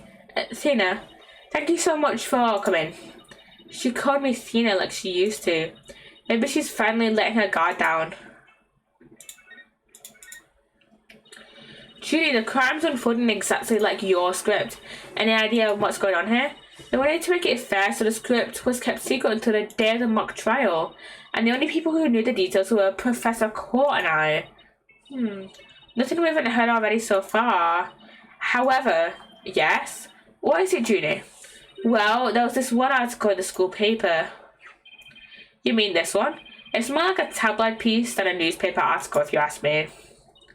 I've been worried that the trial would wreck the friendship between Robin, Hugh, and me. She wants to stay friends, but both of the guys are hoping to take it to the next level. Oh, the passion of high school drama. Wish I could have experienced it. And I know I shouldn't have, but I revised the script to favour the prosecution. But Professor Court noticed it immediately and changed it back. So if Robin had won, Hugh wouldn't have been able to confess his love to Junie. That would have kept the trio's relationship the same. Never know Junie could be so devious. So I guess my personal problems probably won't be of any help in court, huh? You never know. Help often comes from the most unexpected places. Thanks, Juniper. Okay, let's ask her about the owl. I was wondering about that owl that you had on you when you were arrested. Detective Fulbright, we found this in the suspect's pocket. Why is there's blood on it? That's evidence we made from the mock trial. A mock trial? Never heard of such a thing, but it sounds fishy to me. Real fishy. It was the murder weapon from the mock trial. I want to check something. Oh yeah, we still have. I completely forgot that we had Apollo's notes during the investigations. That'll come in very much handy next investigation. And when we do investigation 2.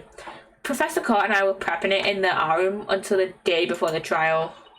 I didn't even realize I still had it on me until I was arrested. Then we've nothing to worry about then. There shouldn't be any way to link it to the crime. Still, that blood red colour on the owl bothers me. Wasn't it just paint or something? I mean, I was looking at it from pretty far away, but it probably was just paint. But that's what bothers me. It wasn't on the owl when we were prepping it yesterday. It wasn't. And how and when did it get there? Well, before the mock trial began, I showed Dina and Mr. Wright to the waiting room. Then I went back to my dressing room to get the trial props we were going to use. That's when I found the art room key and the owl with what looks like blood on it. A key. And the owl? Professor Court normally has the art room key since she's the Fine Arts Club's advisor. And since that key was there in the dressing room, I thought she was the one who had painted the owl to look like it had blood on it. After all, she always insisted that the props should be realistic, so... The owl suddenly shows up on the day of the trial with what looks like blood on it. I have a really bad feeling about this. Me too, but let's not jump the guns on this.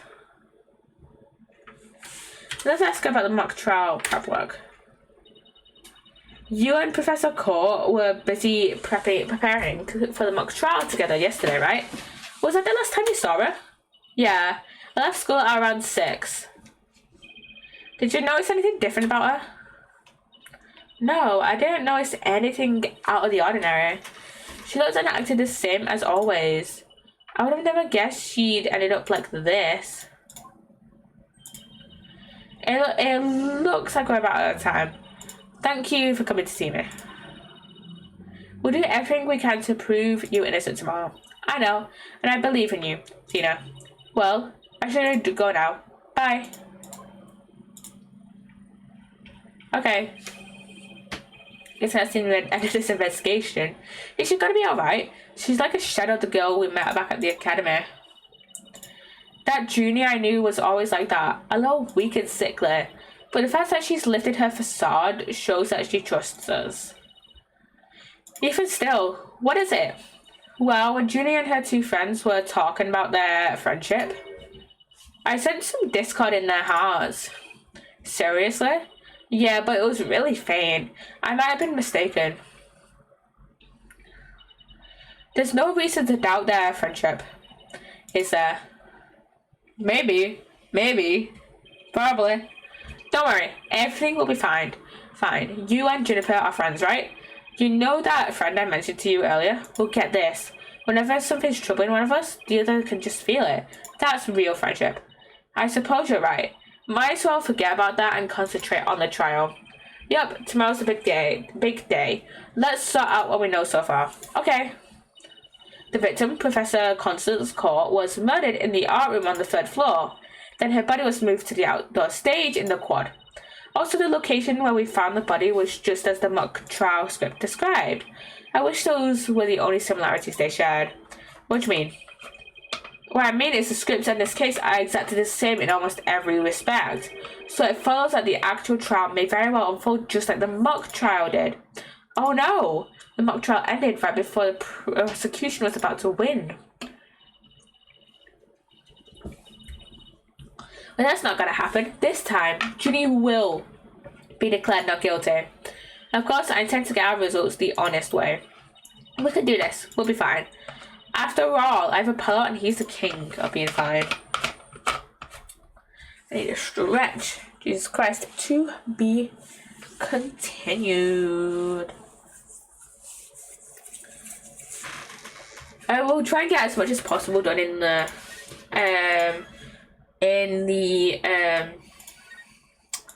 trial. I might finish halfway though. I don't know if I want to do this whole trial today. But yeah, I'll try and get half of this done at least, and if we have enough time, we'll get through the rest of it. My butterflies have butterflies in their stomach. So, what's it like to have your very own case for the first time? My heart hasn't raced as fast since I ran that full marathon last year. If it keeps up, you might get a lawyer's high. You know, like a runner's high. Relax, everyone's nervous their first time. So my fears weren't unfounded. After all, today's prosecutor is so terribly brutal and willing to use any means necessary to win a conviction. There's that the end justifies the mean concept again. Now that it has come to this, we have no choice but to fight fire with fire. The end justifies the means. I wish he'd stop saying that. Yes, so annoying. That's your method, Professor. I'm going to defend Juniper in my own way. But Miss Sykes, just yesterday you told me. As a lawyer, what is it that you treasure beyond all else? That's an easy one, Professor. Seeking justice for my clients. But if this trial proceeds in the same manner and ends in the same way as the mock trial, would you not lose everything you've worked so hard to gain? Well, I'll just have to make sure that doesn't happen then, won't I? My, but aren't you a stubborn one? Well, I suppose you will have to learn of your own inefficacy the hard way. Ugh, I hate that guy, honestly. Forgive me, Professor Means, but can we just leave it at that? Oh dear, please forgive me. It's just I wish to protect Juniper by any means I can. I do too, but now if you would excuse me. Ugh, thanks to him I'm feeling even more pressure than before. Don't let it get to you, Athena. And don't forget to keep smiling. I'll be fine. And I haven't forgotten what Mr. Wright said. The worst of times are when lawyers have to force their biggest smiles. The trial's about to begin. I'll show you to the courtroom if you please. Apollo, I'm counting on you to support Athena this time. Okay, Mr. Wright, leave it to me. That's right. I have Apollo to back me up. Junie's fate rests in my hands. I won't rest until she walks free. Let's go, let's go, let's go, let's go. And we're back in the courtroom. Woo, woo, woo.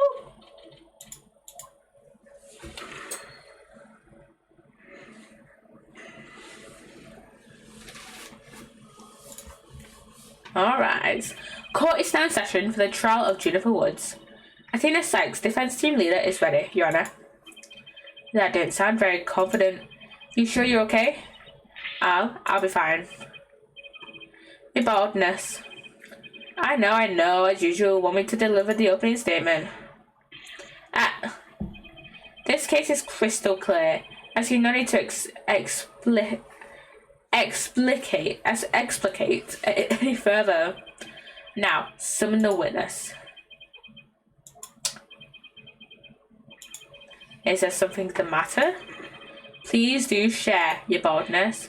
Whatever give you the idea. Bailiff, please call our first witness. And now we don't even get an opening statement.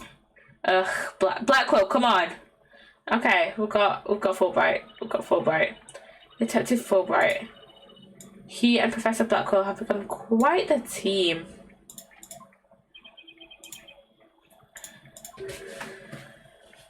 Come on, Fulbright. Alright, the case brief. Leave it to me.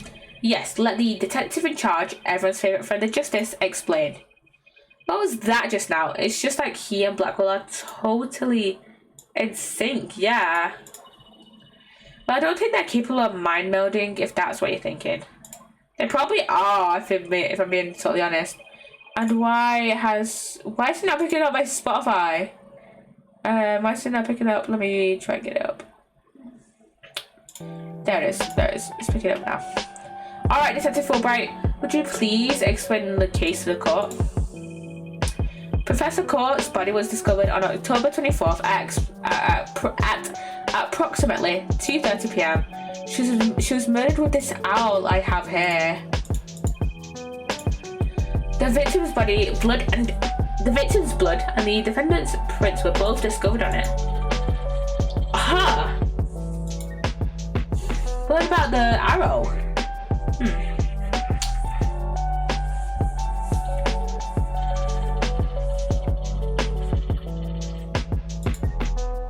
Wow, that bird can deliver evidence too. Blackwell has trained him well. Maybe Blackwell should train him not to mess up people's hair well, is that it? Moving right along. The body was discovered on the outdoor stage, although no blood was found there. However, we detected traces of a massive amount of blood in the third floor art room. In short, the murder took place in the art room. So then the body had been moved from the art room to the stage? Precisely, and there is one more piece of irrefutable evidence. A recording made by a tape recorder that a school paper reporter hid in the art room. It captured a female voice screaming, "You're a goner." But was it Junie's voice? Was it Junie's voice? What if you have such a recording? I need to clean my fucking glasses, man. Must be from that tape recorder Miriam mentioned. But why is this the first we've heard of a death threat at the moment of the murder? Shh. Silence, please. I'd like to play the tape for you now. Okay.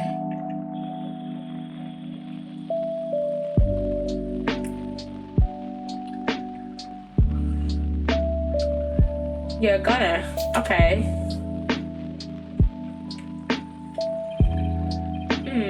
It is quite hard to hear. Yeah. But the voice does sound female.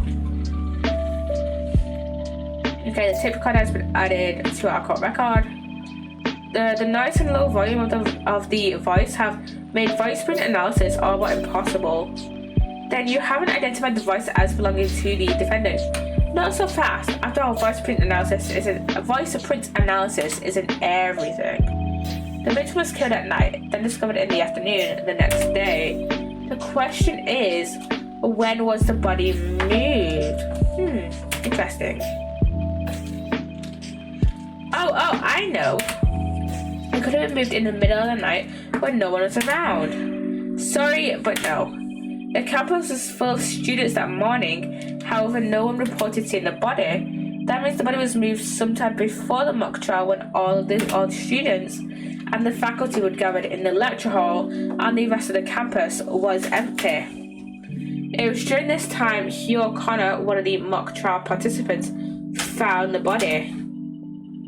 So the prosecution heard about Hugh seeing the body. Wait a moment. If all the students and faculty were gathered in the lecture hall, then there wouldn't have been anyone who could have moved the body. I'm gonna say it's Hugh. That moved the body. Because he admitted to, seeing the body. So I'm gonna say, instead of portraying himself as a witness, he is actually the killer instead of just the witness. Have no fear, for there is always an exception. The 3 mock trial participants were standing by in individual dressing rooms. They were the only ones who had free access to the deserted campus before the mock trial. What would that mean? Those 3 students were the only ones who could have moved the body, in justice we trust. I don't like this. It's Headed Athena, me neither. And by those 3 I mean Hugh O'Connor, Robin Newman, and Juniper Woods. I knew it. Please, Detective Fulbright, don't say what I think you're about to say. In justice we trust. I take everyone understands now. The voice believed to be of that of the murderer was female, and out of the 3 people who could have moved the body, just one is a girl. That leaves the defendant, Juniper Woods, as the only possibility. Now, what if it's actually Professor Court that said that? What if it was actually Professor Court that said that instead of Juniper? What if it's actually, someone, tried to stab or, kill,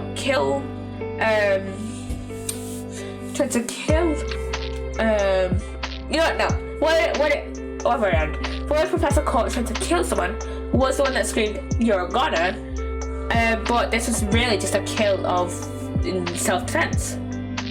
Impressive. He has you on the ropes even before any cross-examinations. You could at least pretend to be upset for me. A splendid job, Fulbright. That could not be any clearer. Feel free to anticipate a salary raise next month. He is purely the opposite of Edgeworth. Edgeworth, and the old Blackwell and Fulbright are just the opposite of Edgeworth / Francisca, and Gumshoe, because they would be like, Gumshoe would fumble, and then either Edgeworth or Francisco would be like, yeah, you're not getting shit next month. Ha ha ha ha. I don't do this for the money. It's all about justice. In justice, we trust. Not only a half-wit but perennial stuck in the mud you are. I guess neither the carrot nor the stick works on Detective Fulbright. Now, bailiff, please bring our next witness to the stand.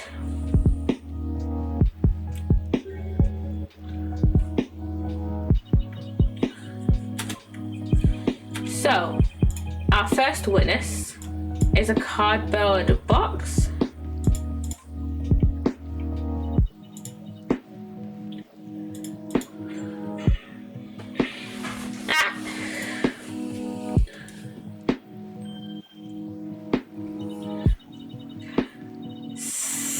Stealth mode deactivated. Oh my, the box has hands. Smile, Your Honor. What the dickens? I've just had my picture taken. Miriam Scobot, senior at the Legal Academy. I'm a reporter on the judge course. Juniper's been a bad girl. I'll tell you all about her crime. May I ask whether you come out of the box? How will I get any more scoops if I blow my cover? So the answer is no. After all, covert action is an undercover reporter's bread and butter. But testimony from a faceless witness is highly irregular. And you've accepted testimony from a fucking parrot before. You, judge, you can accept testimony from a faceless witness. And you have accepted testimony from a faceless witness, actually. Shelley the fucking killer in Farewell My Turnabout. He accepted testimony over radio from Shelley the killer. You can accept Miriam's testimony, surely. I found a ninja I met in a clink center exposing those who work in the shadows is to pass the death sentence upon them. Oh my, I have never thought of it that way. Very well, if it would spare a life, I'll make a special exception this time. I found a ninja in prison? Holy Shinto, how can the judge believe this little croak? Now, your testimony please. Oh, but take care not to reveal your face.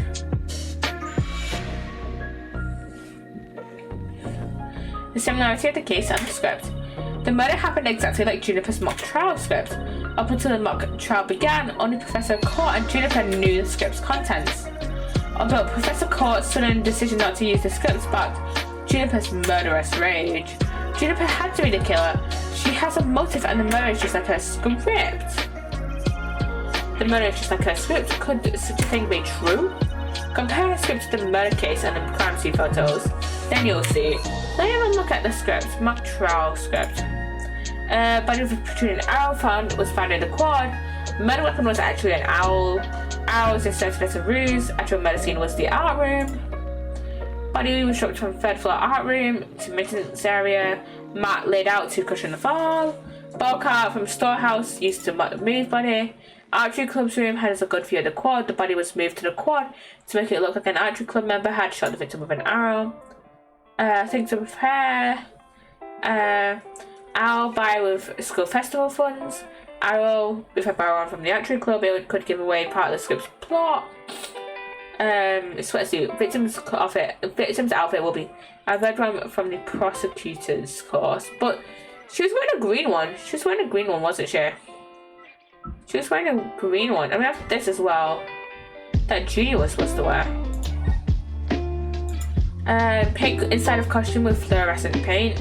Draw constellations on the outside and make small holes according to this pattern. In darkness, the paint will shine through the holes, bringing the constellations to life. Compare her script to the murder case and crime scene photos, and you'll see. So that everything is the same. This is so simple. Even an ape posing as a decrepit old judge could understand. Only the victim and the defendant were privy to the script. Ergo, the defendant is the killer. Furthermore, in the art room where the crime supposedly occurred, this witness's script. along with an envelope on which "use" was written were found. This proves that the accused's script had been rejected the day before the mock trial. She pressed the victim to use her script as an argument and then the fatal stabbing. That makes perfect sense. What now? Prosecutor Blackwell has all his ducks lined up in a row. He's really in a row now. He's like a pit bull once its teeth is once it sinks its teeth into you. How dare she? My script had it all of bum rap and funny evidence, grudges and betrayals. I trust the defense is ready to cross-examine the witness. No problem. I mean, yes, I'm ready. I think. Time to find a hole in her testimony and unbox the truth. I've seen it done over and over. I know I can do this. Okay, time to save first. Time to save.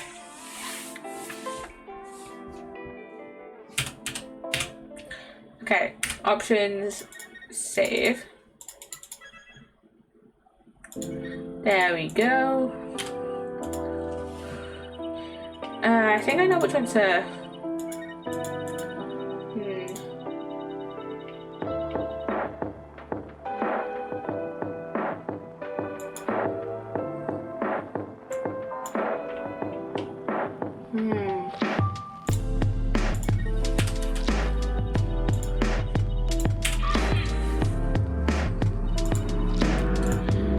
There must be places where the script in this case diverge.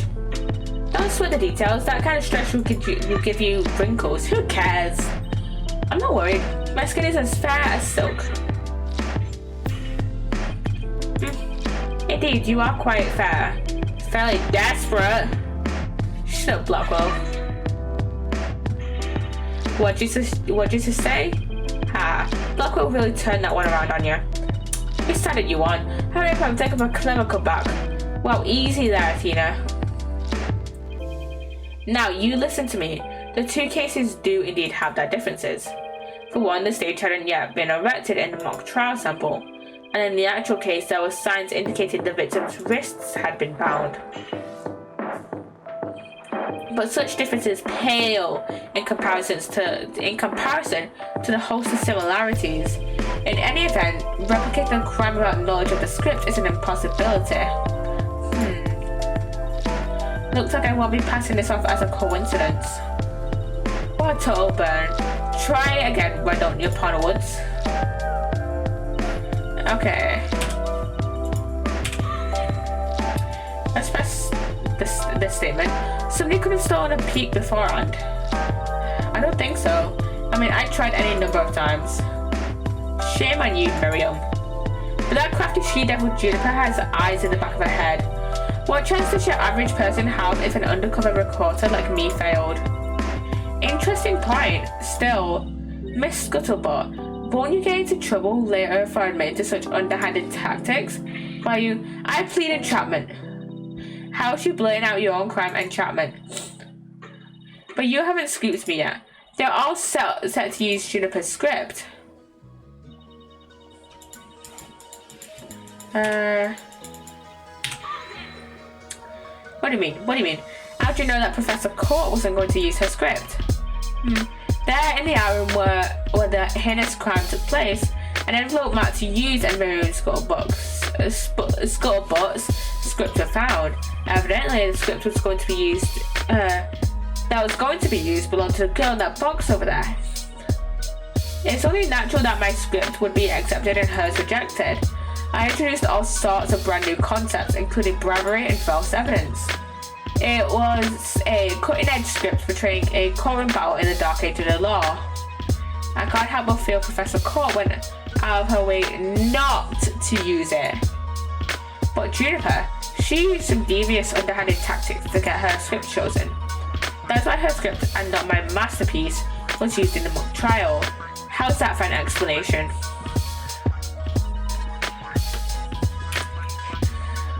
Let's press this one as well. No percent. Press. Anyone who saw the mock trial could have recreated the crime scene. After they saw the mock trial, they could have easily staged the body just like the script. Where is the trial which pits Hawks against Canary? What did you say? Ha! If he's so worried, he should try committing less. I bet that saves some energy. This is no time for jokes, Apollo. He just called me a canary. Don't let him get to you. At least canaries pick up on things quickly, just like you. I shan't repeat myself, so listen carefully, Sykes Donor. Hugh O'Connor discovered the body before the mock trial began. How could one stage the body as it is? How could one stage the body as it is in the script before anyone knew the contents? That's right. Do you even fathom the intricacies that go into staging a crime scene? No, I think not. You have the rudimentary mind of an elementary school child. Elementary school? The reporter's testimony throws attorney Athena Sykes for a loop. The perfect caption. How marvelous. A photo in the newspaper is just a thing to boost your brand. In a school paper? Seriously? I believe you've pressed the witness more than enough, Miss Sykes. Now do you see how clear-cut my case is? Take it now, and in that fair desperate mind of yours, etch it deep so you may never forget. No. Even my arguments get thrown back in my face. It wasn't supposed to be like this. What am I going to do? Athena, you should just about have all the answers you've been looking for now, huh? Think about it this way. If the killer knew the details of the mock trial, would they really commit the crime in the exact same way? I don't follow. Try to place yourself in the killer's shoes. I bet you'll discover an inconsistency if you do. I get it. Thanks, Apollo. Miss Scuttlebug, but just so we're clear, you're claiming that the killer intentionally made the crime scene look just as it was in the script. And that is, beyond the shadow of a doubt, not a coincidence. Is that correct? No, duh. After all, it's just more evidence of Juniper's evil she-devil ways. What did I say? Our client made the crime scene look like the script. Something known only to her. That would not be just foolhardy, but completely irrational. Why is my mic being weird? What do you mean? Yes, Miss Sykes. Please tell this court what you mean by irrational. It would make sense for Julie to mimic her own script on purpose because it would make her the culprit. Oh, adding 5 minutes. The murder scene was the same as it was in the mock trial script. That in and of itself is irrational. What's wrong with them being the same? Yes, Miss Sykes, care to explain what you mean? Okay, let's say for argument's sake that Miss Woods is the killer. If so, then what reason would she have to intentionally make the actual murder mimic her own script? That's easy. She was admitting that she was that's right. If she had really done that, it would have been like proclaiming to the world that she was the killer. So what we actually have here is evidence of someone trying to frame our client. Oh shit. The body was found the day of the mock trial.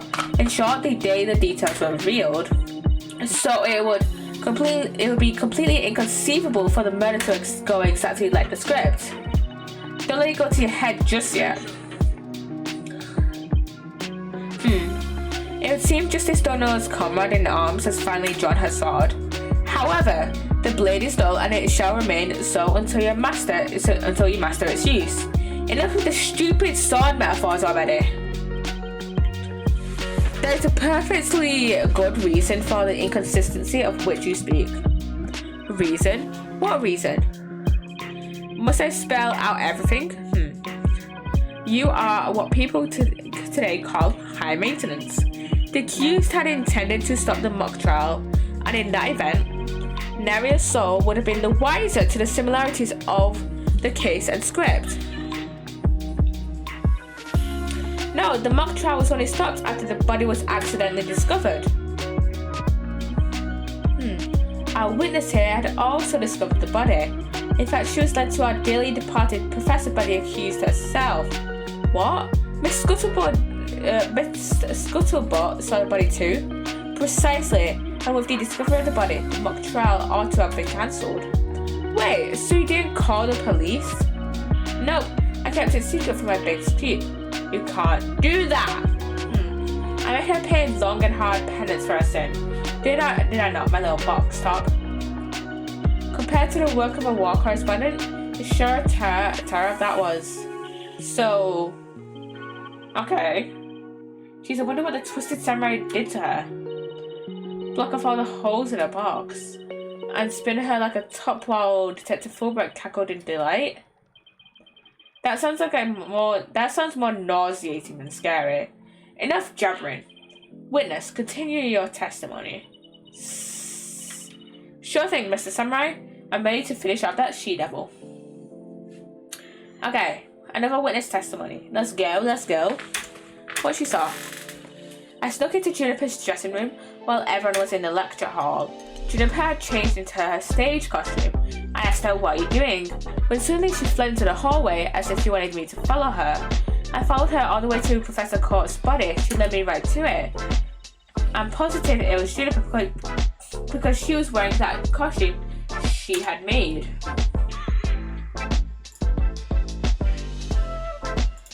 Why did you withhold such key testimony? What's that supposed to mean? Athena, you haven't even started your cross-examination. I know, but her testimony points to her as being a potential suspect.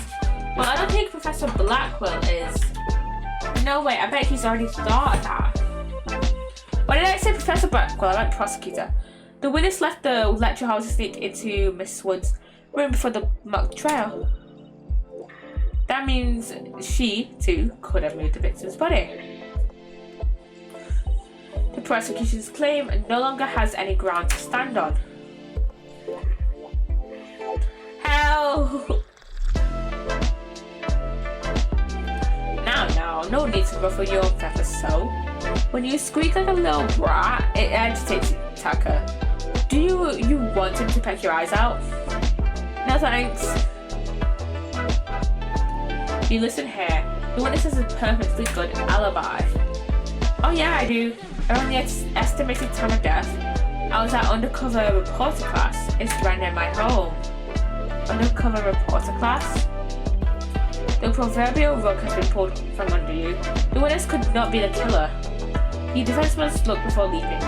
Or at least make sure the rug's secured to the floor.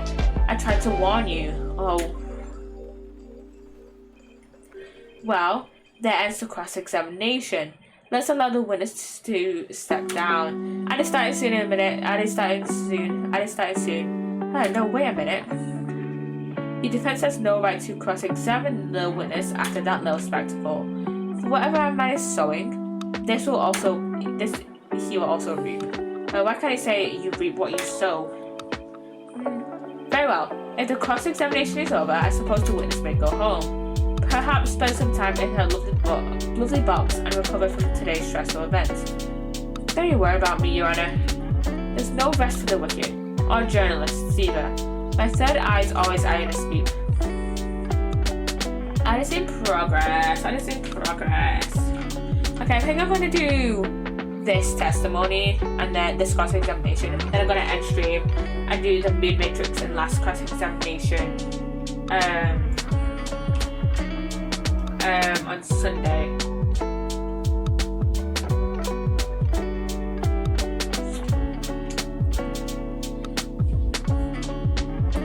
Okay. Hurry up, Dad. Hurry up. We've got 30 seconds still left on it.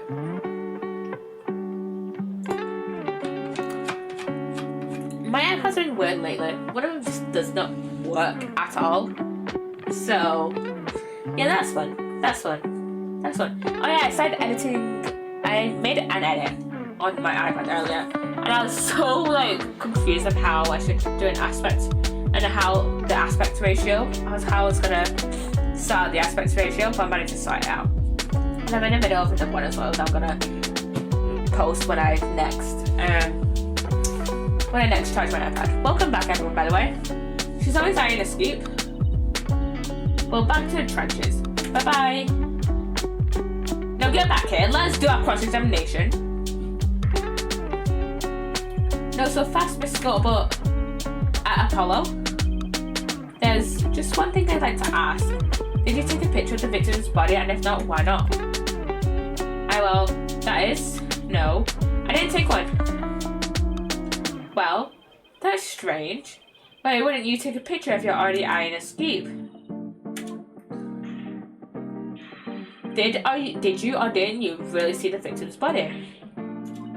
It's not like I actually saw it, but what the devil?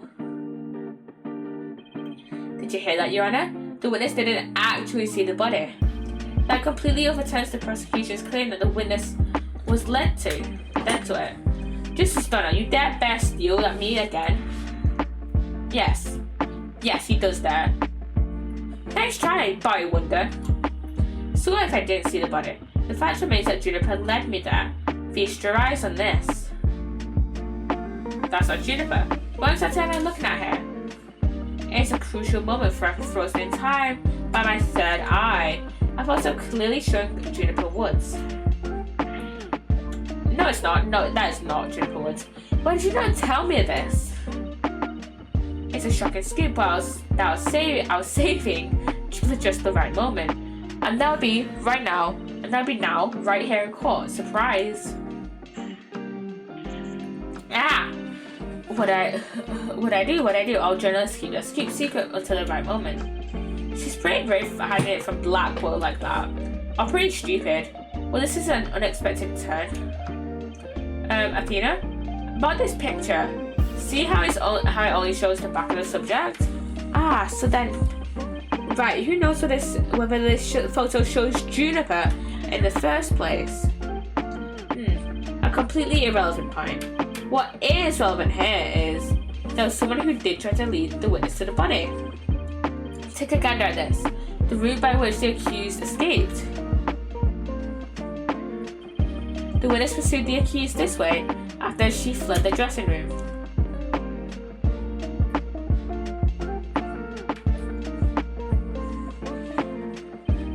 The accused descended to the first floor and entered into the quad.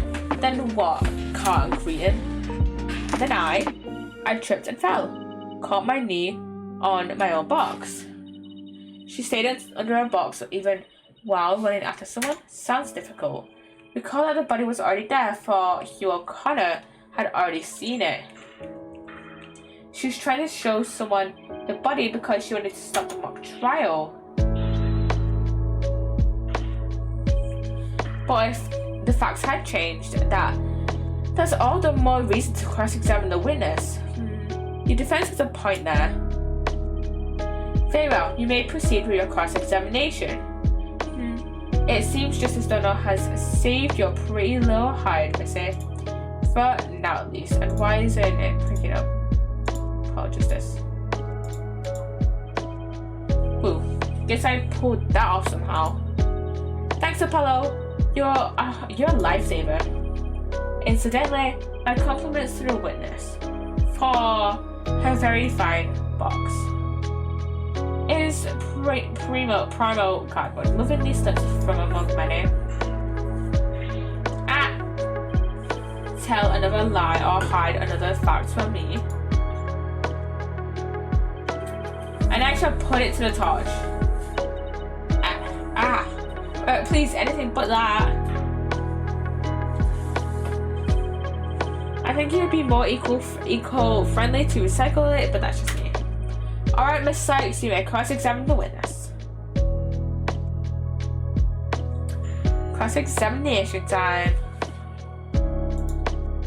Okay, options. Save here. Okay, back.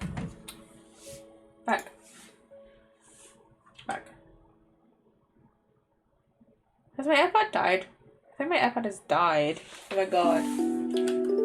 Jesus Christ. What charge is it on? Come on, connect to my phone. Please. Let's connect to my phone, Jesus Christ.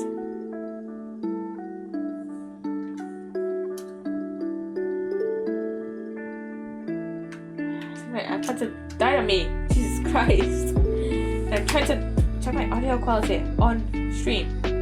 Jeez.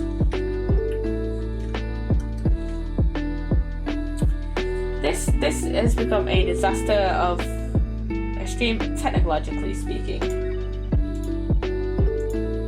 There we go.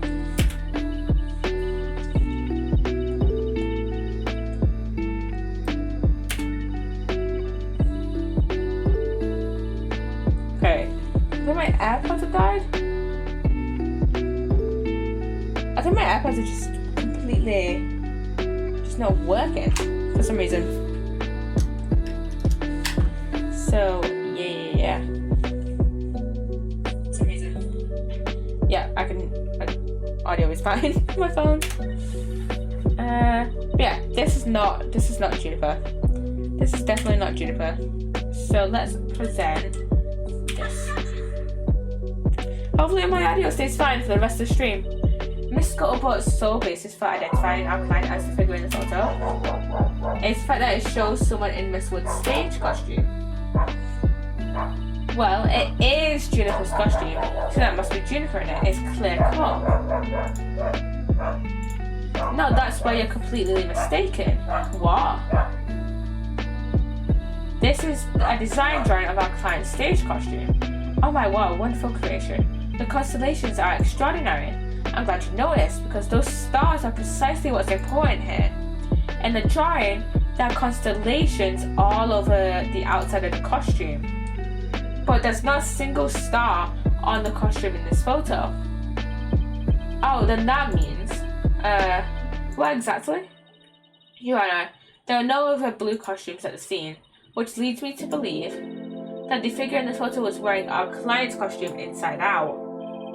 But why would Miss Woods make a mistake like that? Well, it's not really a matter of why, but rather who made the mistake of putting it on inside out. Wait, you're not suggesting? That's right. I'm glad you're catching on. The costume designer wouldn't put her own costume on inside out. Yeah, exactly. Sorry, Miss Scuttlebutt, but just in believing you had a scoop when you really didn't make you a failure as a reporter.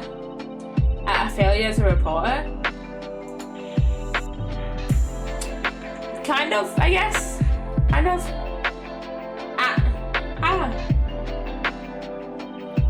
Why, hello, Miss Scuttlebutt. So nice to meet the woman beneath the box. You didn't see nothing. Now, I would have you stop right there, Psych Stunner. For it is the why of the matter upon which I would have this court focus. What do you mean? Miss Juniper Woods. Yes? What were you doing on the morning of the mock trial? I was in my dressing room, painting my costume in fluorescent paint. Fluorescent paint? My design drawing shows twinkling stars in the costume. I was going to make the costume shimmer like that by painting the inside fluorescent. What was that again? Fluoride? Did your costume have cavities? No! Fluorescent! No fluoride. Fluorescent, as in glowing. The paint will make it glow in the dark. Yeah, so you applied that to the inside of the costume and then I let it dry for a while because I heard it takes a long time. So I put the costume on a mannequin inside out. So then, this is a photograph of the inside out costume taken in the dark. As you can see, there's a heavy layer of paint over the entire inside surface. If someone were to properly don this costume in this state, the wet paint would get all over their body. Why, yeah, I believe it would. Indeed, ergo the costume was worn the way, it was not by anyone's mistake. But because this was the way it was on the mannequin, inside out, and it has been put into our court record. Figures he would have a photo. Did we just fall into his trap? Yeah, I bet Blackwell had it all planned out. Still, I think you should give this photo a nice long look. Oh, please, tell me you found something that doesn't add up. The two things here. Check out the chest area. It kind of looks like handprints to me. Hey, you're right. But Junior would know better than to touch it while the paint was still wet. I believe the term to describe your thought process is wistful thinking. After all, if master painters can make mistakes, why not rank an amateur such as the accused? So basically you're saying my claim requires evidence to back it up? Evidence? That shouldn't be a problem, right? After all, you've come this far. Just because I've come this far doesn't mean that I've thought everything through though. What? You mean you've just been bluffing? What do you expect me to do? I'm sick of losing to this guy. But you're right, there's only one thing left to do at this point. And that's to present some evidence pronto.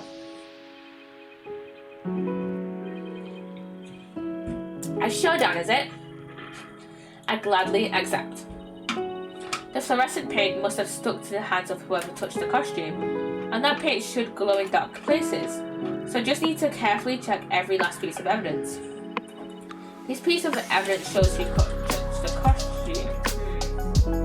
Wait, I want to look at this, because I haven't checked this out. Huh. Wait, hey! What does he have? And what does he have? Why is his hands glowing? A school newspaper? Interesting.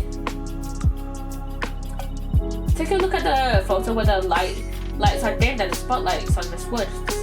Observe Mr. Newman's hands in that photo as he stands at the prosecutor's bench.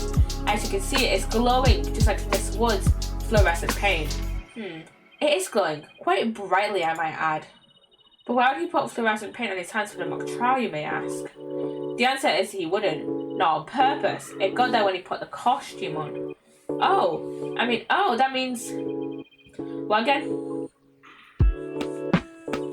It means the figure photographed in the costume was not our client Juniper Woods. It was her classmate, Robin Newman. What?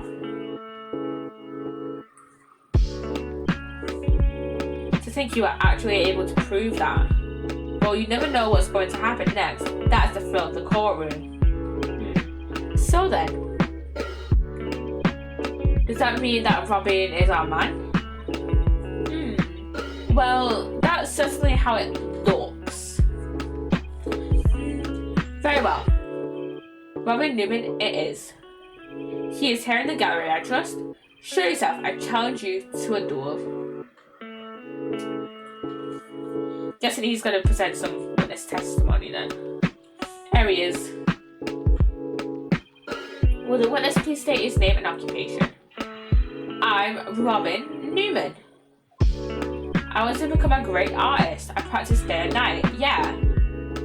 So No, that's not it. Art's going to be sincere, man. So, the opposite direction that Phoenix went, basically. So I thought occupation should have put you down as budding artist? No! The Miss Legal Academy Senior Prosecutor course. This brings me proof of my masculinity. I've been trained to be a prosecutor for 18 years. I'm sure you'll be cleaning up the pottery you smashed before you leave today.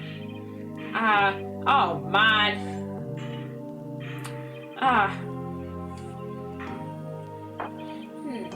It seems the witness has finally settled down. I guess nothing faces the judge after all these years. You may proceed with your testimony, Mr. Newman. Specifically, the court wishes to hear why you had fluorescent paint on your hands. Witness testimony.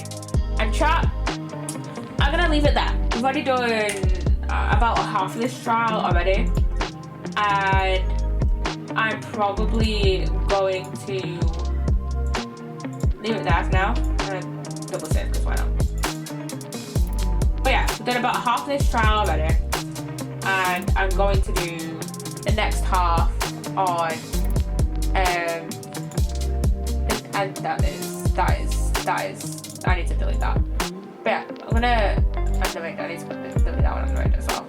Yeah.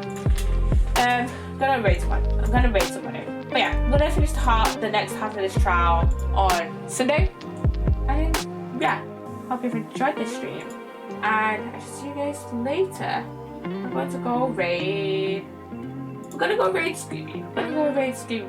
We haven't raided her in a while. She's playing.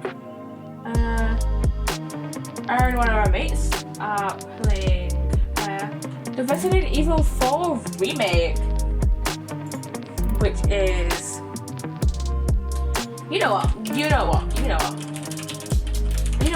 which makes sense because Capcom makes both Ace Attorney and Resident Evil, so this makes sense. So let's go raid Scooby Psssttt. Hope you have enjoyed the stream, and I shall see you guys on Sunday. And yeah, all my socials should be in my About Me section or in the commands. And yeah, go check out that canned good video. And yeah, bye bye guys. Bye.